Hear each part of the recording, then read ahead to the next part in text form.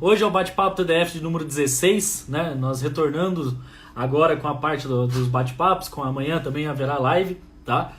E hoje o convidado mais que especial, uma pessoa que, poxa, já conheço há 10 anos que a gente tá na caminhada, trabalhamos juntos, já trabalhamos contra, enfim, mas principalmente ali a gente sabe que o futebol tem muito da situação das pessoas que estão ao teu redor. Eu tenho o maior prazer de ter essa pessoa discutindo, batendo papo. E quando eu fiz o convite para ele, ele participou da semana da Tri Futebol. E quando eu fiz o convite da semana da Tri Futebol, ele falou: Mas eu também quero bater um papo junto no Bate-Papo TDF. Eu falei: Pô, vai ser o maior prazer. Então, sem mais delongas, deixa eu chamar o grande Bernardo Franco, treinador hoje da categoria Sub-18 do Clube Paranaense. Vamos ver se ele me aceita, né? Grande Bernardão. Ô, Vini, beleza, Beleza? cara? Beleza? Ouvindo bem? Tranquilo? Tô ouvindo bem. E você, tranquilo? Tá tudo tranquilo. Esse pessoal inventa de falar de futebol domingo à noite, né? O pessoal não tem muito o que fazer, né? Mas nessa pandemia aí tá valendo, né? Ah, show O de futebol bola. tá escasso. Sim. Meu irmão, primeiro, obrigado por aceitar o convite, para a gente conseguir bater um papo. Na semana da Telefutebol que nós fizemos, você teve a participação. Ali foi um período bem rapidinho, né? E eu fiz questão de trazer você para a gente bater esse papo mais longo, porque eu tenho certeza que você tem muito a agregar com todo mundo. Então, obrigado por aceitar o convite, cara. Maravilha, Vini. Eu que te agradeço aí a oportunidade de estar participando mais uma vez, né? A gente teve um período curto ali, onde foi bacana também a troca, né? Vários profissionais aí também participaram. Então, hoje fico à disposição sua aí o tempo que for necessário e também quero agradecer o pessoal que está nos acompanhando. Show, show. Bate-papo vai ser pedreiro hoje, viu? Hoje tem pergunta para danar aqui, viu? Vamos encarar. Não, mas antes da gente começar então, Bernardo, a gente já se conhece há 10 anos, já trabalhamos juntos, já trabalhamos contra, né? Já estamos no longo da caminhada, mas conta um pouco da tua trajetória, conta um pouco dos clubes que você trabalhou, as funções que você fez. Fica à vontade para contar um pouco da sua história. Beleza, Vini. Como você comentou, já são 10 anos aí, né, de amizade, né, de parceria. Bom, minha trajetória, ela é parecida com um de vários aí que se apaixonaram pelo jogo, né, tentaram ser atletas. Eu tive a oportunidade aí de entrar nas categorias de base desde os 11 anos, então eu vivenciei isso, né, esse processo dos 11 aos 20, né, na categoria de base. Participei muito aqui na cidade, né, em Curitiba, né, no J. Malucelli, Curitiba, Atlético Paranaense. E aí na transição sub-20 profissional ali, é onde você tem que tomar algumas decisões, né, mais difíceis. E aí eu optei em continuar a minha formação acadêmica, já vinha cursando educação física paralelo a isso, né? E aí dei sequência, né, na carreira como treinador, mas antes disso, né, por eu ter sido um atleta de uma posição específica, que era o goleiro, então muito mais simples iniciar aí, né, na preparação de goleiros, né? Então, logo que eu parei de jogar, já tive o convite do professor Mauro Marturelli para ainda na faculdade, né, começar no Trieste, que é um projeto muito bacana, né, que formou vários atletas também, vários profissionais aí para o futebol, principalmente aqui do estado, né? E aí lá eu comecei a preparação de goleiros por um bom tempo, comecei também no sub-11, cheguei até o sub-20 como preparador de goleiros, depois eu acabei indo para o Atlético Paranaense, onde eu fiquei lá quase 4 anos também exercendo essa função, mas o meu desejo sempre foi ser treinador, né? Tinha esse desejo, muito em função daquilo que eu vivi como atleta, né? Então, um atleta na formação, eu sentia falta de muitas coisas, né? Algumas coisas que eu não concordava na época, né? Em relação a como o processo acontecia, como as pessoas eram tratadas. E isso me levou a buscar o caminho de treinador, né? E fiz alguns cursos específicos, né? Dei sequência também na minha formação aí acadêmica, com pós-graduação em psicologia, né? Estou ainda fazendo uma nova em psicologia e coaching, e por aí a gente foi. E aí a gente começa a carreira como treinador, né? No clube, no Diamante Esporte Clube, uma oportunidade que surgiu, né? Um clube bem modesto, bem pequeno, mas que me abriu as portas e a partir disso eu consegui, né, dar o próximo passo em relação a ser treinador. E aí o Curitiba também me fez um convite para trabalhar na parte de observação, de scout, né, de atletas. Então, isso agregou muito na minha formação como treinador, porque eu tive a oportunidade de olhar o jogo e o atleta, né, de uma maneira bem diferente, bem específica, né? Então, eu sei bastante aí como funciona esse processo de captação, né? O que os meninos sentem, né? E o que as pessoas que trabalham no futebol buscam, né? E depois eu retorno para o Atlético Paranaense para ser treinador do Sub-13 no primeiro momento, auxiliar da Sub-17. E aí vou crescendo dentro do clube, treinador da 14, treinador da Sub-15, né? Treinador da Sub-16. E aí tive a convocação no ano passado para a Seleção Brasileira como auxiliar técnico, né? Participei do ciclo final aí da preparação para o Sul-Americano, fomos campeões aí sul-americanos contra a Argentina em dezembro, né? Então foi show de bola, né? Mais uma grande experiência, e nesse primeiro semestre eu estava como auxiliar ali do Aspirantes, né? Que é o grupo que o Atlético forma para disputar o Paranaense, né? E a gente vinha fazendo a campanha, aí com a pandemia parou, e nesse segundo semestre eu vou ficar como auxiliar do Sub-20 com o Rafael Guanais, e dependendo como as coisas acontecerem, calendário, essas coisas, eu posso estar comandando uma equipe Sub-18. Então a gente está no aguardo de algumas definições, né? Então, basicamente é isso. E estou aberto aí para tuas perguntas. Show de bola. Até o que é bacana analisar, Bernardo, que a palavra meritocracia, a gente vê o significado aqui, né? Que realmente você, como atleta, foi buscar teu espaço, não conquistou como um jogador profissional, que era o que provavelmente você almejava, e principalmente porque isso trouxe muita experiência, né? E a gente sempre comenta que o futebol, o atleta tem vida curta, mas o homem é para sempre. E dentro desse ponto, né? Hoje você trabalha com futebol pelas vivências que você teve e que te levou para esse caminho.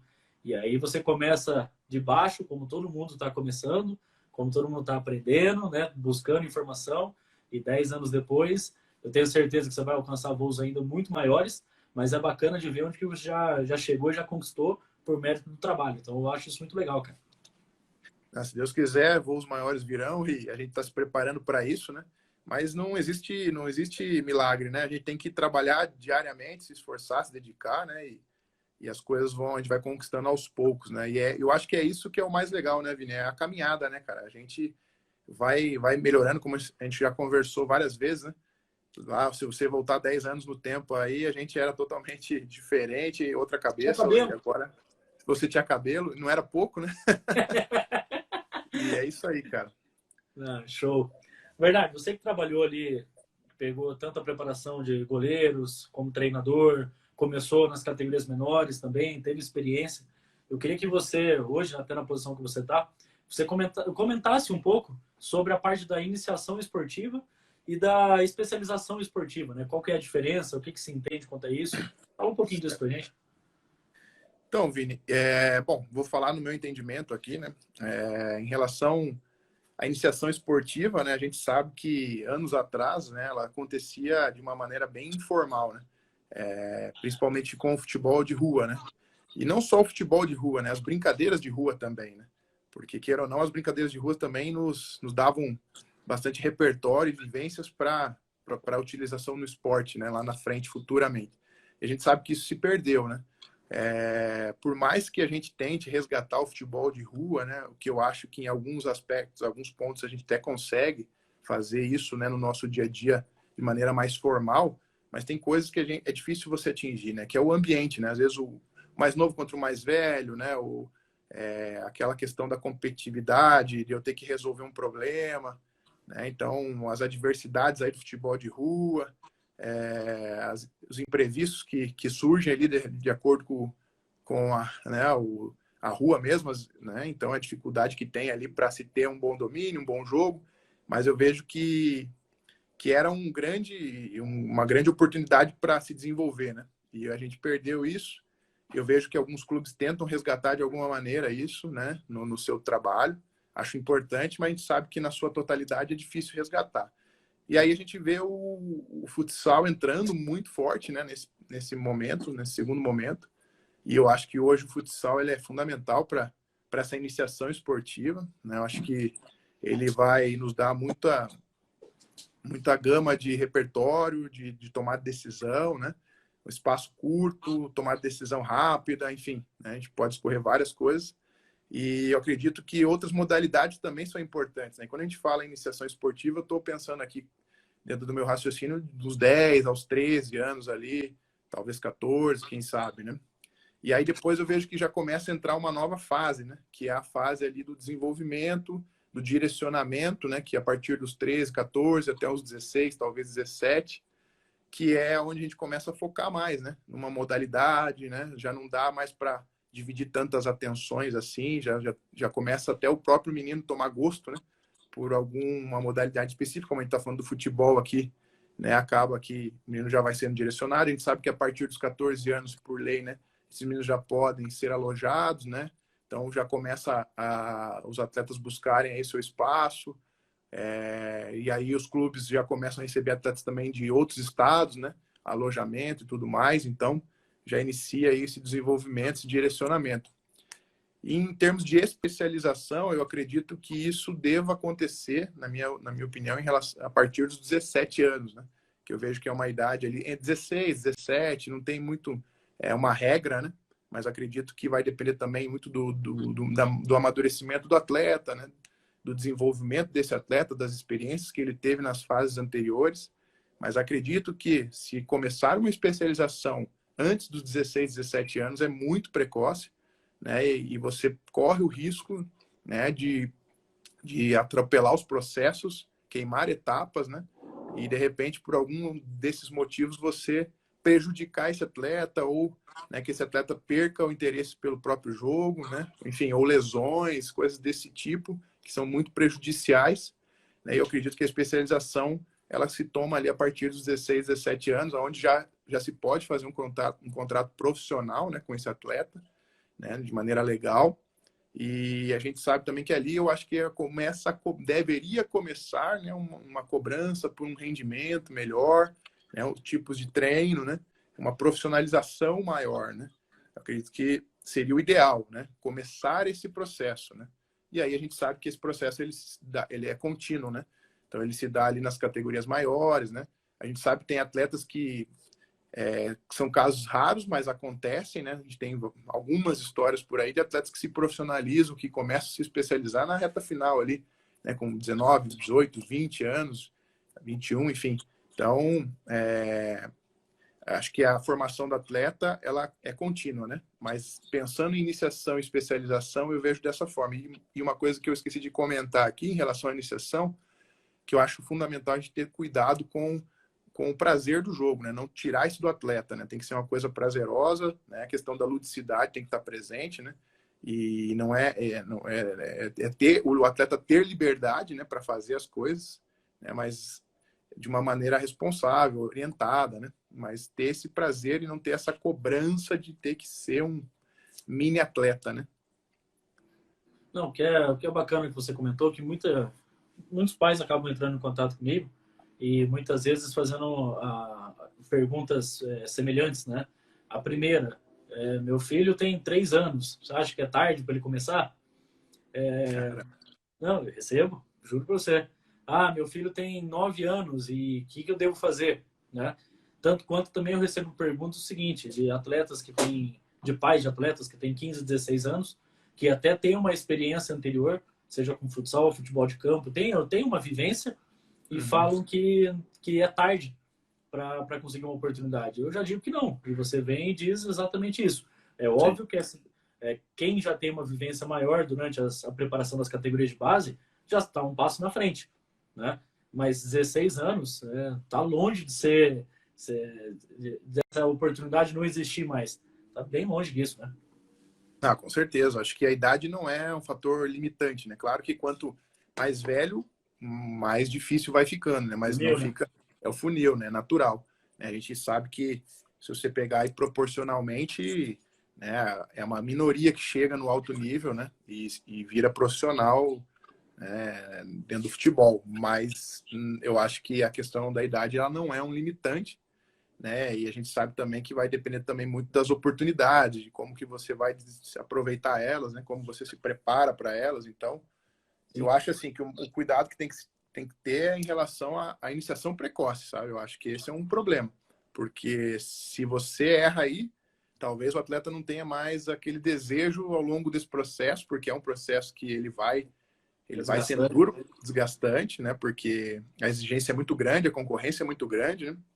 E a gente sabe que, na maioria das vezes aí, né, não é tão simples, né? Essa concorrência. Então, eu vejo que o precoce me preocupa mais, mas o tardio eu vejo que com bons olhos e vejo que pode chegar sim.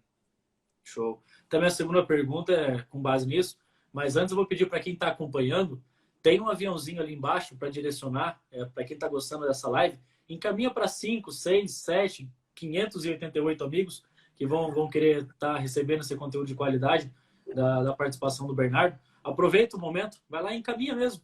Vamos fazer essa live chegar aqui a 100 pessoas para poder ajudar esses pais que também têm essas dúvidas, tá? A segunda pergunta é voltado quanto ao Atlético Paranaense. Como é que funciona o sistema de captação do Atlético? Da onde surgem os atletas? Como é que surgem? Onde comem? O que vivem? Hoje, né? No Globo Repórter. Legal, legal. Assim, os processos do clube, eles são bem definidos, né? E o clube tem uma maneira muito clara de trabalhar, né? E cada clube tem a sua maneira, né? E a gente tem que respeitar isso e eu acho que não tem o melhor ou o pior, acho que são maneiras e o clube opta hoje em ter, né, a sua iniciação toda formada ali no clube, né? Trouxe para dentro do clube, coisa que anteriormente não acontecia, né? Já teve parcerias, né? E aí depois viu que era necessário trazer para dentro do CT. Então hoje toda a questão da iniciação, a partir dos 10 anos, né, ela acontece dentro do clube. Né? Claro que tem todas as questões legais, né? E o clube tem muito cuidado com isso. E dentro disso, o clube também tem a importância, tem se preocupado com o futsal, né? Então, a gente estava falando da questão do futsal, o clube também tem essa questão aliada aí, né? Que também facilita nesse processo de captação de atletas, né? Mas o nosso país é um país muito grande, né, cara? Então, a gente tem que saber aonde a gente quer buscar, né? Como que a gente vai fazer isso, e o clube tem vários observadores espalhados e vários caminhos aí para buscar. Então, para nós, hoje, dentro do clube, normalmente o atleta ele já passa por um primeiro filtro que é feito fora do clube, né? Seja nos parceiros, no futsal, né? Ou em alguma competição. E aí esse atleta ele tem duas maneiras. Ou ele já vem contratado, né? Ele já vem certo para o elenco, né? Então ele já vem para o elenco sub-15, para o elenco sub-17, sub-20, ou ele vem para um período de avaliação. E esse período ele pode durar de 1, 2, 3 a 4 semanas, dependendo da necessidade, né? E aí, as experiências que eu tenho, quando os atletas chegaram aí no clube para fazer essa avaliação, eu normalmente, né, a gente recebe todo um relatório, né, desse atleta, do histórico dele, e aí normalmente eu procuro também conversar com o atleta, né, porque o papel ele não me diz tudo, né, me diz algumas coisas, então eu quero sempre ouvir do atleta. Então, nesse primeiro contato com o atleta, eu procuro entender de onde ele veio, né, qual que é o histórico dele, como é que ele foi observado, né, quantas vezes por semana ele treina, onde ele treina, o que ele já jogou. Então, esses são alguns indicadores que ele me mostra o nível, né, que ele estava, e aí eu vou saber o que esperar dele, né. Então, se esse atleta ele já tem uma vivência maior, naturalmente a minha exigência, né, em relação ao desempenho dele ali vai ser um pouco maior. Se é menor, eu vou ter que entender e ver como que ele responde, né, aos processos ali de treino, né? Então, se ele está assimilando, se ele não está assimilando, se ele precisa de mais tempo ou não, né? E isso é uma coisa importante. E o que eu geralmente comento com eles é o seguinte: olha, o que você precisa fazer, eu preciso ver, né, a minha tomada de decisão, a tomada de decisão do clube, da comissão técnica, ela é em cima daquilo que você vai apresentar aqui e no agora, durante esse período, né? Então, aquilo que você fez lá no teu clube, lá na tua região, na tua cidade, né, numa determinada competição, te credenciou a vir para cá. Agora, o que você precisa é nos mostrar aqui que você tem condição, né? E o que eu sempre digo para eles, a gente está, quando ele vem para fazer a avaliação, a gente está em aberto. Não existe essa questão de, eu tenho muitos atletas nessa posição ou não. Claro que isso é um fator que vai interferir na tomada de decisão ou não. Mas se eu tiver 3, 4 caras muito bons na mesma posição, não, né, eu não vou abrir mão de um bom jogador. Isso tem que ficar claro. E lógico, né, o menino também entender rápido, né, estar preparado para esse momento, que eu acho que esse é o grande problema, às vezes, que acontece. Tem garotos que vêm e não tem a dimensão ainda, né, do que eles vão enfrentar, e aí esse processo de adaptação acaba atrapalhando muitas das vezes, né? E aí a gente vai sentindo, né, como que esse atleta vai respondendo, e vai conversando com ele, dando feedbacks, que eu acho que isso também é uma coisa importante para o atleta. O atleta chega, você tem um primeiro contato, depois você não comunica mais com ele, né? Como é que fica a cabeça desse menino, né? Então é importante, assim, a cada 2, 3 dias, né? Passar um feedback para ele, ó, gostei disso, acho que você, né, precisa se atentar àquilo, o que você está sentindo, como é que está no alojamento, como é que está aí, está com algum problema, está tudo certo? Porque eu acho que esses fatores a gente também tem que estar atento, porque pode interferir diretamente no desempenho dele, né? Então, basicamente é assim. Aí, a partir desse processo, a gente aprovando o menino, naturalmente ele entra, né, com os trâmites legais e futuramente vem a ser alojado e participar dos processos naturais. O que é bacana é que a sua participação, né, quanto à parte do processo, por te conhecer e saber que você já trabalhou no departamento de captação, sabe? E é interessante que isso é muito da questão também de conhecer o mercado, né? Quando hoje nós falamos dos jogadores, vamos falar lá dos 2001, né? Uhum. Cara, eu tenho certeza que na cabeça de vocês e na base de banco de dados, vocês têm centenas de jogadores de 2001, cada um por onde passou e tudo mais. E as pessoas acham simplesmente que quando o atleta vai fazer uma avaliação, ele fez um gol e fala, caramba, não sei por que ele não foi aprovado, fez um gol, né? O nível de Exato. parâmetro é diferente, né? Sim. Isso olhando para essa parte. E também tem a situação da reserva de evolução, né? Ver se esse atleta, se ele vai ter uma projeção maior ou se simplesmente ele deu tudo que ele tinha ali. E, enfim, mas isso é bacana para o pessoal entender, para eles que não é tentativa e erro e também não é vamos ver se vai dar certo, né? Sim, sim. É, tem todo um processo por trás, né, para tomar uma decisão, né? E mesmo assim a gente também está sujeito a erros, né? A gente Óbvio. sabe que é complicado. Como eu falei ali no começo, né? A gente toma uma decisão baseada naquilo que o atleta apresenta naquele momento, né? E talvez naquele momento ele não consiga desempenhar o seu melhor, né? Então, às vezes ele pode passar e não ser aprovado naquele período e de repente lá, né? Daqui um período futuro ele está num grande clube estourando aí. Então, acho que esse é um cuidado que tem que ter, né? Por parte do treinador. E, óbvio, a gente tem que ter bastante comparativos no sentido, assim, de nível de atleta, né? Então, aquilo que você comentou, a gente tem o banco de dados, a gente tem um conhecimento grande e também cabe ao treinador estar atento a tudo. Às vezes o atleta vem para nós com uma determinada posição, muitas das vezes a gente identifica que não é ali que ele vai conseguir deslanchar. Então, a gente vai direcionar ele para uma outra situação, para uma outra posição, né? Enfim, e também cabe ao treinador criar um ambiente favorável para que esse atleta se adapte ao mais rápido no grupo, né? Eu comento sempre, eu procuro apresentar os atletas, peço para que eles se apresentem também para o grupo de trabalho. E lembro também todos os atletas que todos eles já tiveram nessa condição, né? De um dia estar sendo avaliado. Então, como é difícil e como é necessário ser bem tratado, bem recebido para facilitar todo esse processo. Show. Até complementando, outro dia nós estávamos no bate-papo entre os colaboradores da empresa e aí veio o termo geração pandemia, que é o que a gente, pelo menos, acredita que vai acontecer, né? Não é segredo nenhum, porque só no primeiro mês da pandemia, mais de 600 mil empresas fecharam. O futebol também sofre com isso. Clubes menores vão ter uma dificuldade danada, inclusive com as categorias profissionais. Depois vem para as categorias de base, né? A gente tem ideia disso. E muitos atletas vão acabar ficando livres do mercado, porque se os clubes não vão atuar, não vão ter atividade, os atletas acabam se liberando.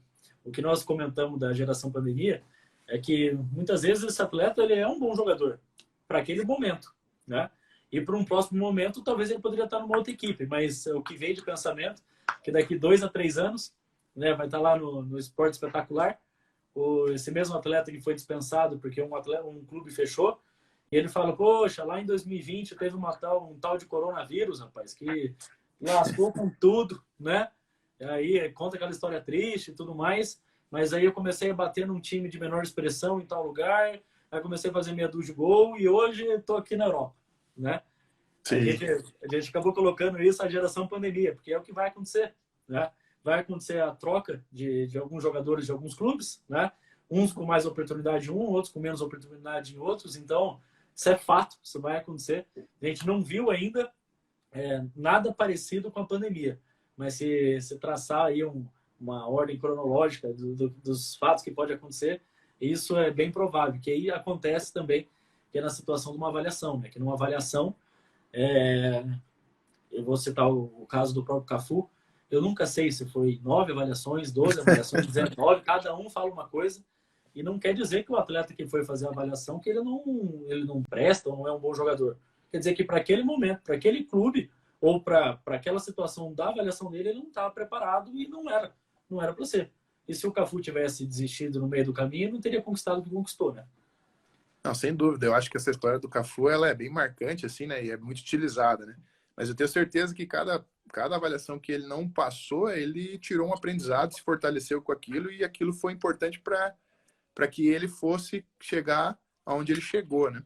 Não tenho dúvida disso. E o que você falou da pandemia é um cenário muito escuro, assim, né? A gente não sabe o que vai acontecer, muito novo, né? Mas eu vejo que é um caminho aí que, com certeza, nós não vamos voltar ao velho normal, né? Vai ser um novo normal, né? Então, vamos ter que descobrir aos poucos como vai ser, e o futebol não é diferente disso, né? A gente sabe a dificuldade dos clubes aí, né? Muito em função às vezes das gestões, né? Que ainda o nosso futebol está passando por essa questão da evolução, da profissionalização, e muitos atletas vão ser prejudicados, muitos profissionais também vão ser prejudicados, né? O mercado vai ficar muito mais competitivo do que ele já é, né, nessa volta, e cabe a quem tá no mundo do futebol se preparar, né?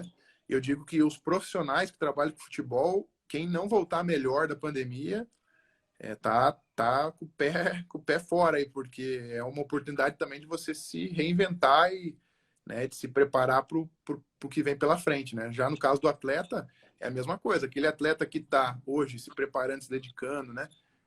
Sabendo que na frente vai surgir uma oportunidade, e agora as oportunidades vão aparecer, mais do que antes até, né? E tem aqueles atletas que acham que não, né? Que eles estão de férias ainda, já são 60 dias, 70 dias, né? E esquecem que eles dependem do corpo, da mente deles. Então, eu acho que esse é um fator aí que tem que ficar muito antenado. Não, e eu tenho exatamente o mesmo pensamento, né? Eu tenho conversado com alguns atletas, uns estão focados, outros realmente estão pensando que é férias, e quem está pensando que é férias, depois para retomar e para conseguir o prejuízo ali, né? Para conseguir, é difícil, né? Às vezes não consegue. Não, às vezes não consegue. E muitas vezes tem jogadores que já são consagrados, né? Jogadores que já têm uma carreira longa que, sinceramente, não estão nem muito preocupados com a situação. O que vai acontecer? A meninada que está vindo aí, mesmo sem experiência, mas com muita fome, com muita vontade, vai acabar pegando espaço, porque 70, 80, 90 dias de preparação, cara, é coisa pra caramba. Em cima disso, Vini, que você falou, eu vejo assim também que deveria se olhar muito mais para a base agora, nesse momento, porque a gente sempre discute, né? Base é custo, não, base é investimento, né? E quando você pensa que financeiramente os clubes vão estar, né, com problemas, né? Grandes problemas para garantir, né, os seus orçamentos e cumprir aí suas obrigações, né? Então, o atleta de base ele é uma grande alternativa nesse momento. É um custo muito menor, né, onde você pode ter um desempenho rápido, né, uma entrega aí de desempenho, e também você pode ter no futuro uma venda, né, uma negociação que também vai trazer. Então, você pode ter retorno esportivo, né, e você pode ter retorno financeiro num curto espaço de tempo. Então, eu vejo assim que os clubes que entenderem isso nesse momento de pandemia vão sair na frente, né? Então, esse também é uma coisa a se atentar. Perfeito. Antes de fazer a próxima pergunta, Bernardo, eu queria contar uma história. Queria contar a história minha, a minha própria história. Cara, sempre... Fica à vontade, a live é tua. Cara, eu sempre tive muita dificuldade. Eu fui atleta de futsal, eu fiz uma única avaliação no campo, eu lembro até hoje, tinha 12 anos, mas uma das dificuldades que eu sempre tive, cara, eu lembro no terceiro ano, quando eu tinha 16 para 17 anos, meu apelido na escola era quinta série, pra você ter uma ideia. Sabe por quê, cara? Eu tinha maturação tardia. Eu tive o meu estirão de crescimento com 18 para 19 anos, quando eu já estava na faculdade, pra você ter uma ideia. E sofria por causa disso. Por quê? Porque mesmo no futsal eu ainda dava um jeito, né? O Papaléguas aqui sempre dava um jeito de correr, mas não adianta. A situação do meu corpo era bem inferior dos demais, né? Eu não atribuo isso por não ter sido jogador de futebol, porque não é esse o ponto, mas confesso que me atrapalhou por diversas vezes, porque eu consegui jogar de igual para igual só depois do meu estirão. Só depois. Sim. Aí eu comecei a brincar nos campeonatos internos, consegui jogar e tranquilizou. Mas até então, quando eu tinha idade, categoria de base, era um tormento quanto a isso, né? E até eu sei que é um tema muito discutido entre as comissões técnicas, e eu queria que você comentasse até sobre isso, sobre a situação da idade relativa e da maturação dos jogadores. Você Sim. ainda que está trabalhando no dia a dia, você trabalhou já com categorias menores, o como que você diferencia, consegue olhar isso, enfim. Legal você falar isso, porque é uma experiência, né, real, né, que você passou, né? Eu já fui o contrário, né? Eu já cresci rápido, então eu era grandão e já chamava atenção e tinha mais vantagens, né? E, enfim. Mas em relação a isso, é por isso que a gente vê muito atleta se estourando no final do processo, né? Porque também acontece isso, e de repente pergunta, pô, onde é que estava esse menino aí, né? Que apareceu só agora. Ele sempre teve no processo, a questão é que a gente não olhava para ele com os olhos que deveria ter sido olhado, né? Ou com o carinho que tinha que ter sido visto, né? A gente sabe que tem vários exemplos nesse sentido. O Kaká, eu acho que é um dos mais, assim, que me chama atenção, né? Em relação a chegar a ser, né, os melhores do mundo, jogar no mais alto nível, e era um menino que até ali, no final do processo, ele não era o destaque, né? Mas muito em função de também passar por isso que você está comentando, né? E esse é um grande problema quando a gente fala em formação esportiva, né? Seja no futebol ou em outras modalidades, né? Mas falando especificamente do futebol, até falaram do Paquetá, realmente o Paquetá acho que é um mais recente aí nesse sentido. E quando a gente fala de idade relativa, né, o período ali do ano que esse atleta nasceu, né, o quartil, né, então dividido aí por a cada 3 meses, né, então são 4 quartis, né, janeiro a março e assim por diante, então primeiro quartil, segundo, terceiro e quarto.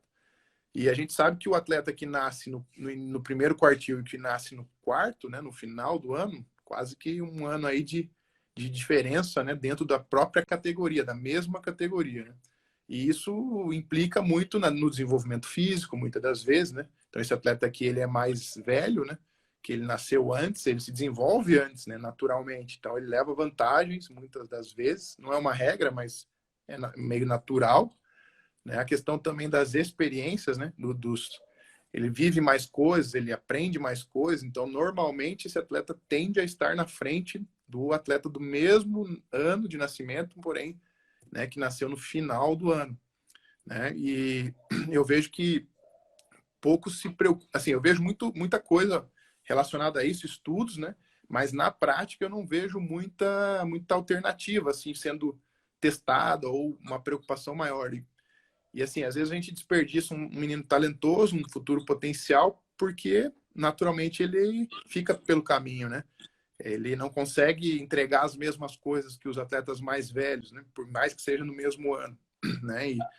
Então eu vejo assim que algumas federações fora do país já tentaram fazer coisas assim, por exemplo, o atleta do último quartil ou acaba podendo jogar no ano abaixo, então tem duas, três vagas para o atleta do quartil, mesmo sendo um ano entre aspas mais velho, né? Ele acaba tendo condição de jogar no ano abaixo, isso é uma alternativa. Eu acho que as federações poderiam, de repente, exigir que se jogasse de 1 a 2 atletas, né, no 11 inicial, que fosse do último quartil, ou um de cada quartil no mínimo. Então, tem várias coisas que dá para se pensar para minimizar isso, né? Mas a gente vê que isso é pouco discutido aqui no nosso mundo do futebol, principalmente no Brasil. No sentido prático, né? No sentido teórico, tem muita coisa relacionada à escrita sobre isso. E a questão da maturação, né? Que, paralelo a isso, ela vem, né? Então, o atleta que se desenvolve mais rápido, né? Que ele já consegue ter mais força, ter mais velocidade, né? E, naturalmente, esse atleta, ele resolve mais problemas, né? Do jogo. Muito em questão da imposição física, né? E o atleta, às vezes, que ele não tem tanta força, ele resolve alguns problemas pela questão técnica, talvez, né? Se ele tem essa capacidade, pela questão cognitiva, mas às vezes falta alguma coisa para ele. Então, eu vejo assim, nem todo atleta que não é maturado é talentoso, então esse é um cuidado que tem que ter. Ah, meu filho não é maturado, mas ele tem os outros componentes, né, que são importantes para o desenvolvimento dele dentro da modalidade, né? Então, isso é o básico, né? E nem todo atleta maturado ele também é um problema, porque às vezes ele é maturado, mas ele tem qualidade, ele, né, entrega, então, e ele não é culpado por isso, né? Ele não tem culpa nenhuma dele ser mais maturado ou menos maturado. Então, cabe ao pai, né, a família, o clube, o treinador entender tudo isso e oportunizar, né? Eu vejo que alguns clubes têm começado a ter um olhar, se eu não me engano, o Alessandro Brito, né, comentou sobre isso, que no Inter eles criaram algumas questões em relação a vagas, né, por categoria, 5 vagas, né, para poder atender esses atletas de idade relativa, né, que nasceram no último quartil ou de maturação.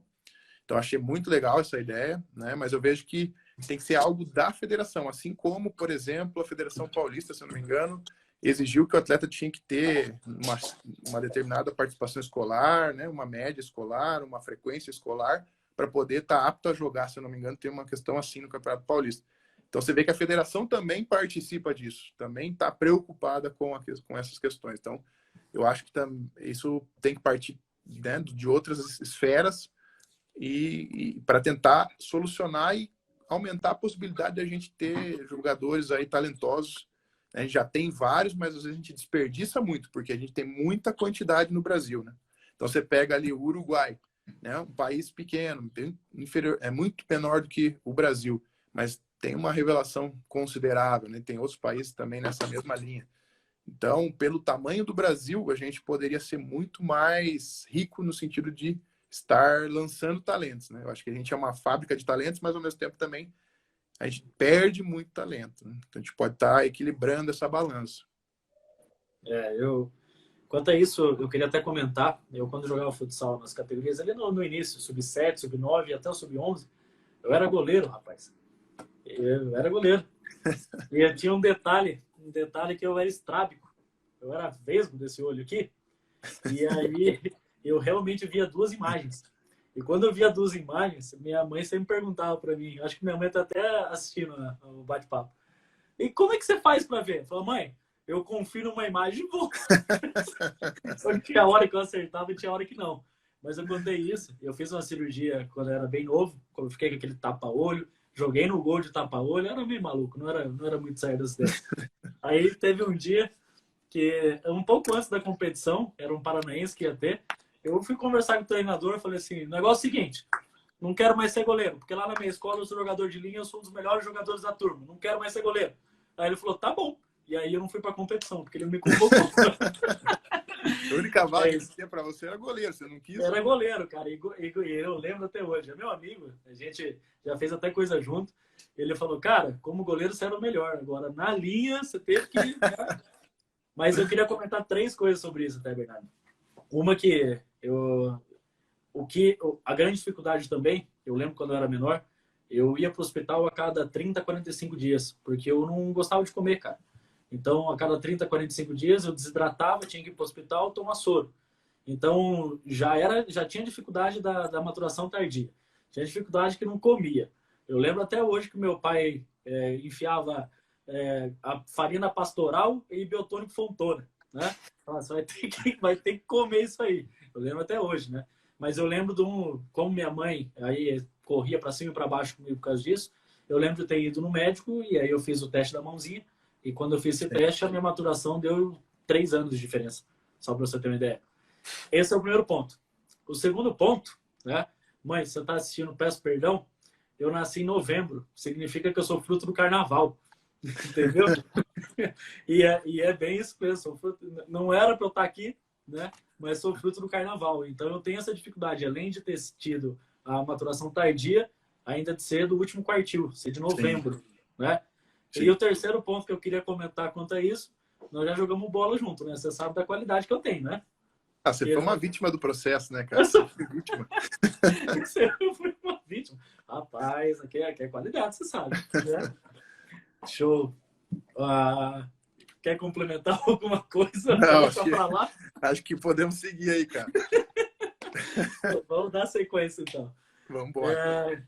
Outro tema que é muito discutido também é em relação ao controle emocional dos atletas, né? Porque isso você que é da área agora que buscou a parte da psicologia também, a parte de coach, sabe Sim. o quanto que é importante, né? Também isso. E aí pergunta é bem direta. O controle emocional realmente, ele impacta diretamente no desempenho do atleta? Não. Ah, com certeza, Vini. Na minha opinião, sim. E bastante, assim, mais do que a gente imagina muitas das vezes, né? E a questão é, às vezes o atleta ele não tem consciência disso, né? Claro que temos que relativizar em relação a qual categoria que nós estamos falando, qual idade a gente está falando, né? Mas você pensa assim, num menino, às vezes, já com 11, 12, 13 anos, jogando num ambiente totalmente de pressão, né? Onde a gente vê, né, às vezes, o ginásio de futsal cheio, o campo com os pais no alambrado e um pai brigando com o outro, né? Discutindo. Isso afeta o filho, né? De alguma maneira, né? Só o próprio treinador, né? Muitas das vezes o treinador tá lá berrando, gritando e cobrando excessivamente, né? O atleta, então tudo isso com certeza interfere, né? E muitas das vezes esses meninos eles não estão preparados para isso, né? Então acho que cabe, né, à instituição, aos pais, o treinador, ter esse cuidado, né? Porque se ele não tem um controle das emoções, né? E a gente está falando até em adulto, a gente vê jogos profissionais, né? Muitas vezes os atletas perdem o equilíbrio emocional, né? Durante situações aí do jogo e prejudicam, né? Com um resultado, um campeonato, enfim. Então é um tema que é pouco discutido, na minha opinião, que é de extrema relevância, né? Então, quando a gente fala nisso, eu acho que é um fator extremamente limitante do potencial desse atleta, né? Às vezes o atleta ele é muito bom jogador, mas ele não consegue pôr para fora, né? Então ele tem essa dificuldade, né? Então, primeiro eu acho que a gente tem que tratar ele como um ser humano, né, cara? Não como uma máquina, não como um robô, né? Como ele é um ser humano que joga bola, então a gente tem que entender isso e a partir disso, né, a gente tem que começar a direcionar ele e fazer com que ele entenda, tenha um autoconhecimento, que ele vá conhecendo as emoções e saiba lidar com cada emoção, né? Então, e o pai é um fator importante nesse processo, né? Porque muitas das vezes acaba o jogo, ou antes do jogo, ou depois do jogo, talvez sejam as pessoas que vão ter o primeiro e último contato com o atleta ali, né? Então, também cabe a eles, antes do jogo, né? Deixar o atleta confortável, né? E não só ele, como treinador, como várias pessoas aí que fazem parte do processo de formação. E no final também, né? Às vezes jogou bem, a gente põe o jogador lá no pedestal, né? E aí, quando ele joga mal, a gente coloca ele lá no buraco, né? Então, esses são cuidados que a gente tem que ter, porque isso pode frustrar muito o atleta, né? E isso pode ser muito prejudicial dentro do seu processo de formação. E a gente percebe que os atletas que hoje chegam no alto nível, né, são atletas que têm isso muito forte, né? Por algum motivo. Às vezes eles vão desenvolvendo no próprio processo, né? Então eles vão aprendendo a lidar com as situações, né? Muitos deles, na verdade, são dessa maneira, né? Que a gente percebe as histórias de vida dos atletas são muito em relação aos aprendizados que eles vão criando, né?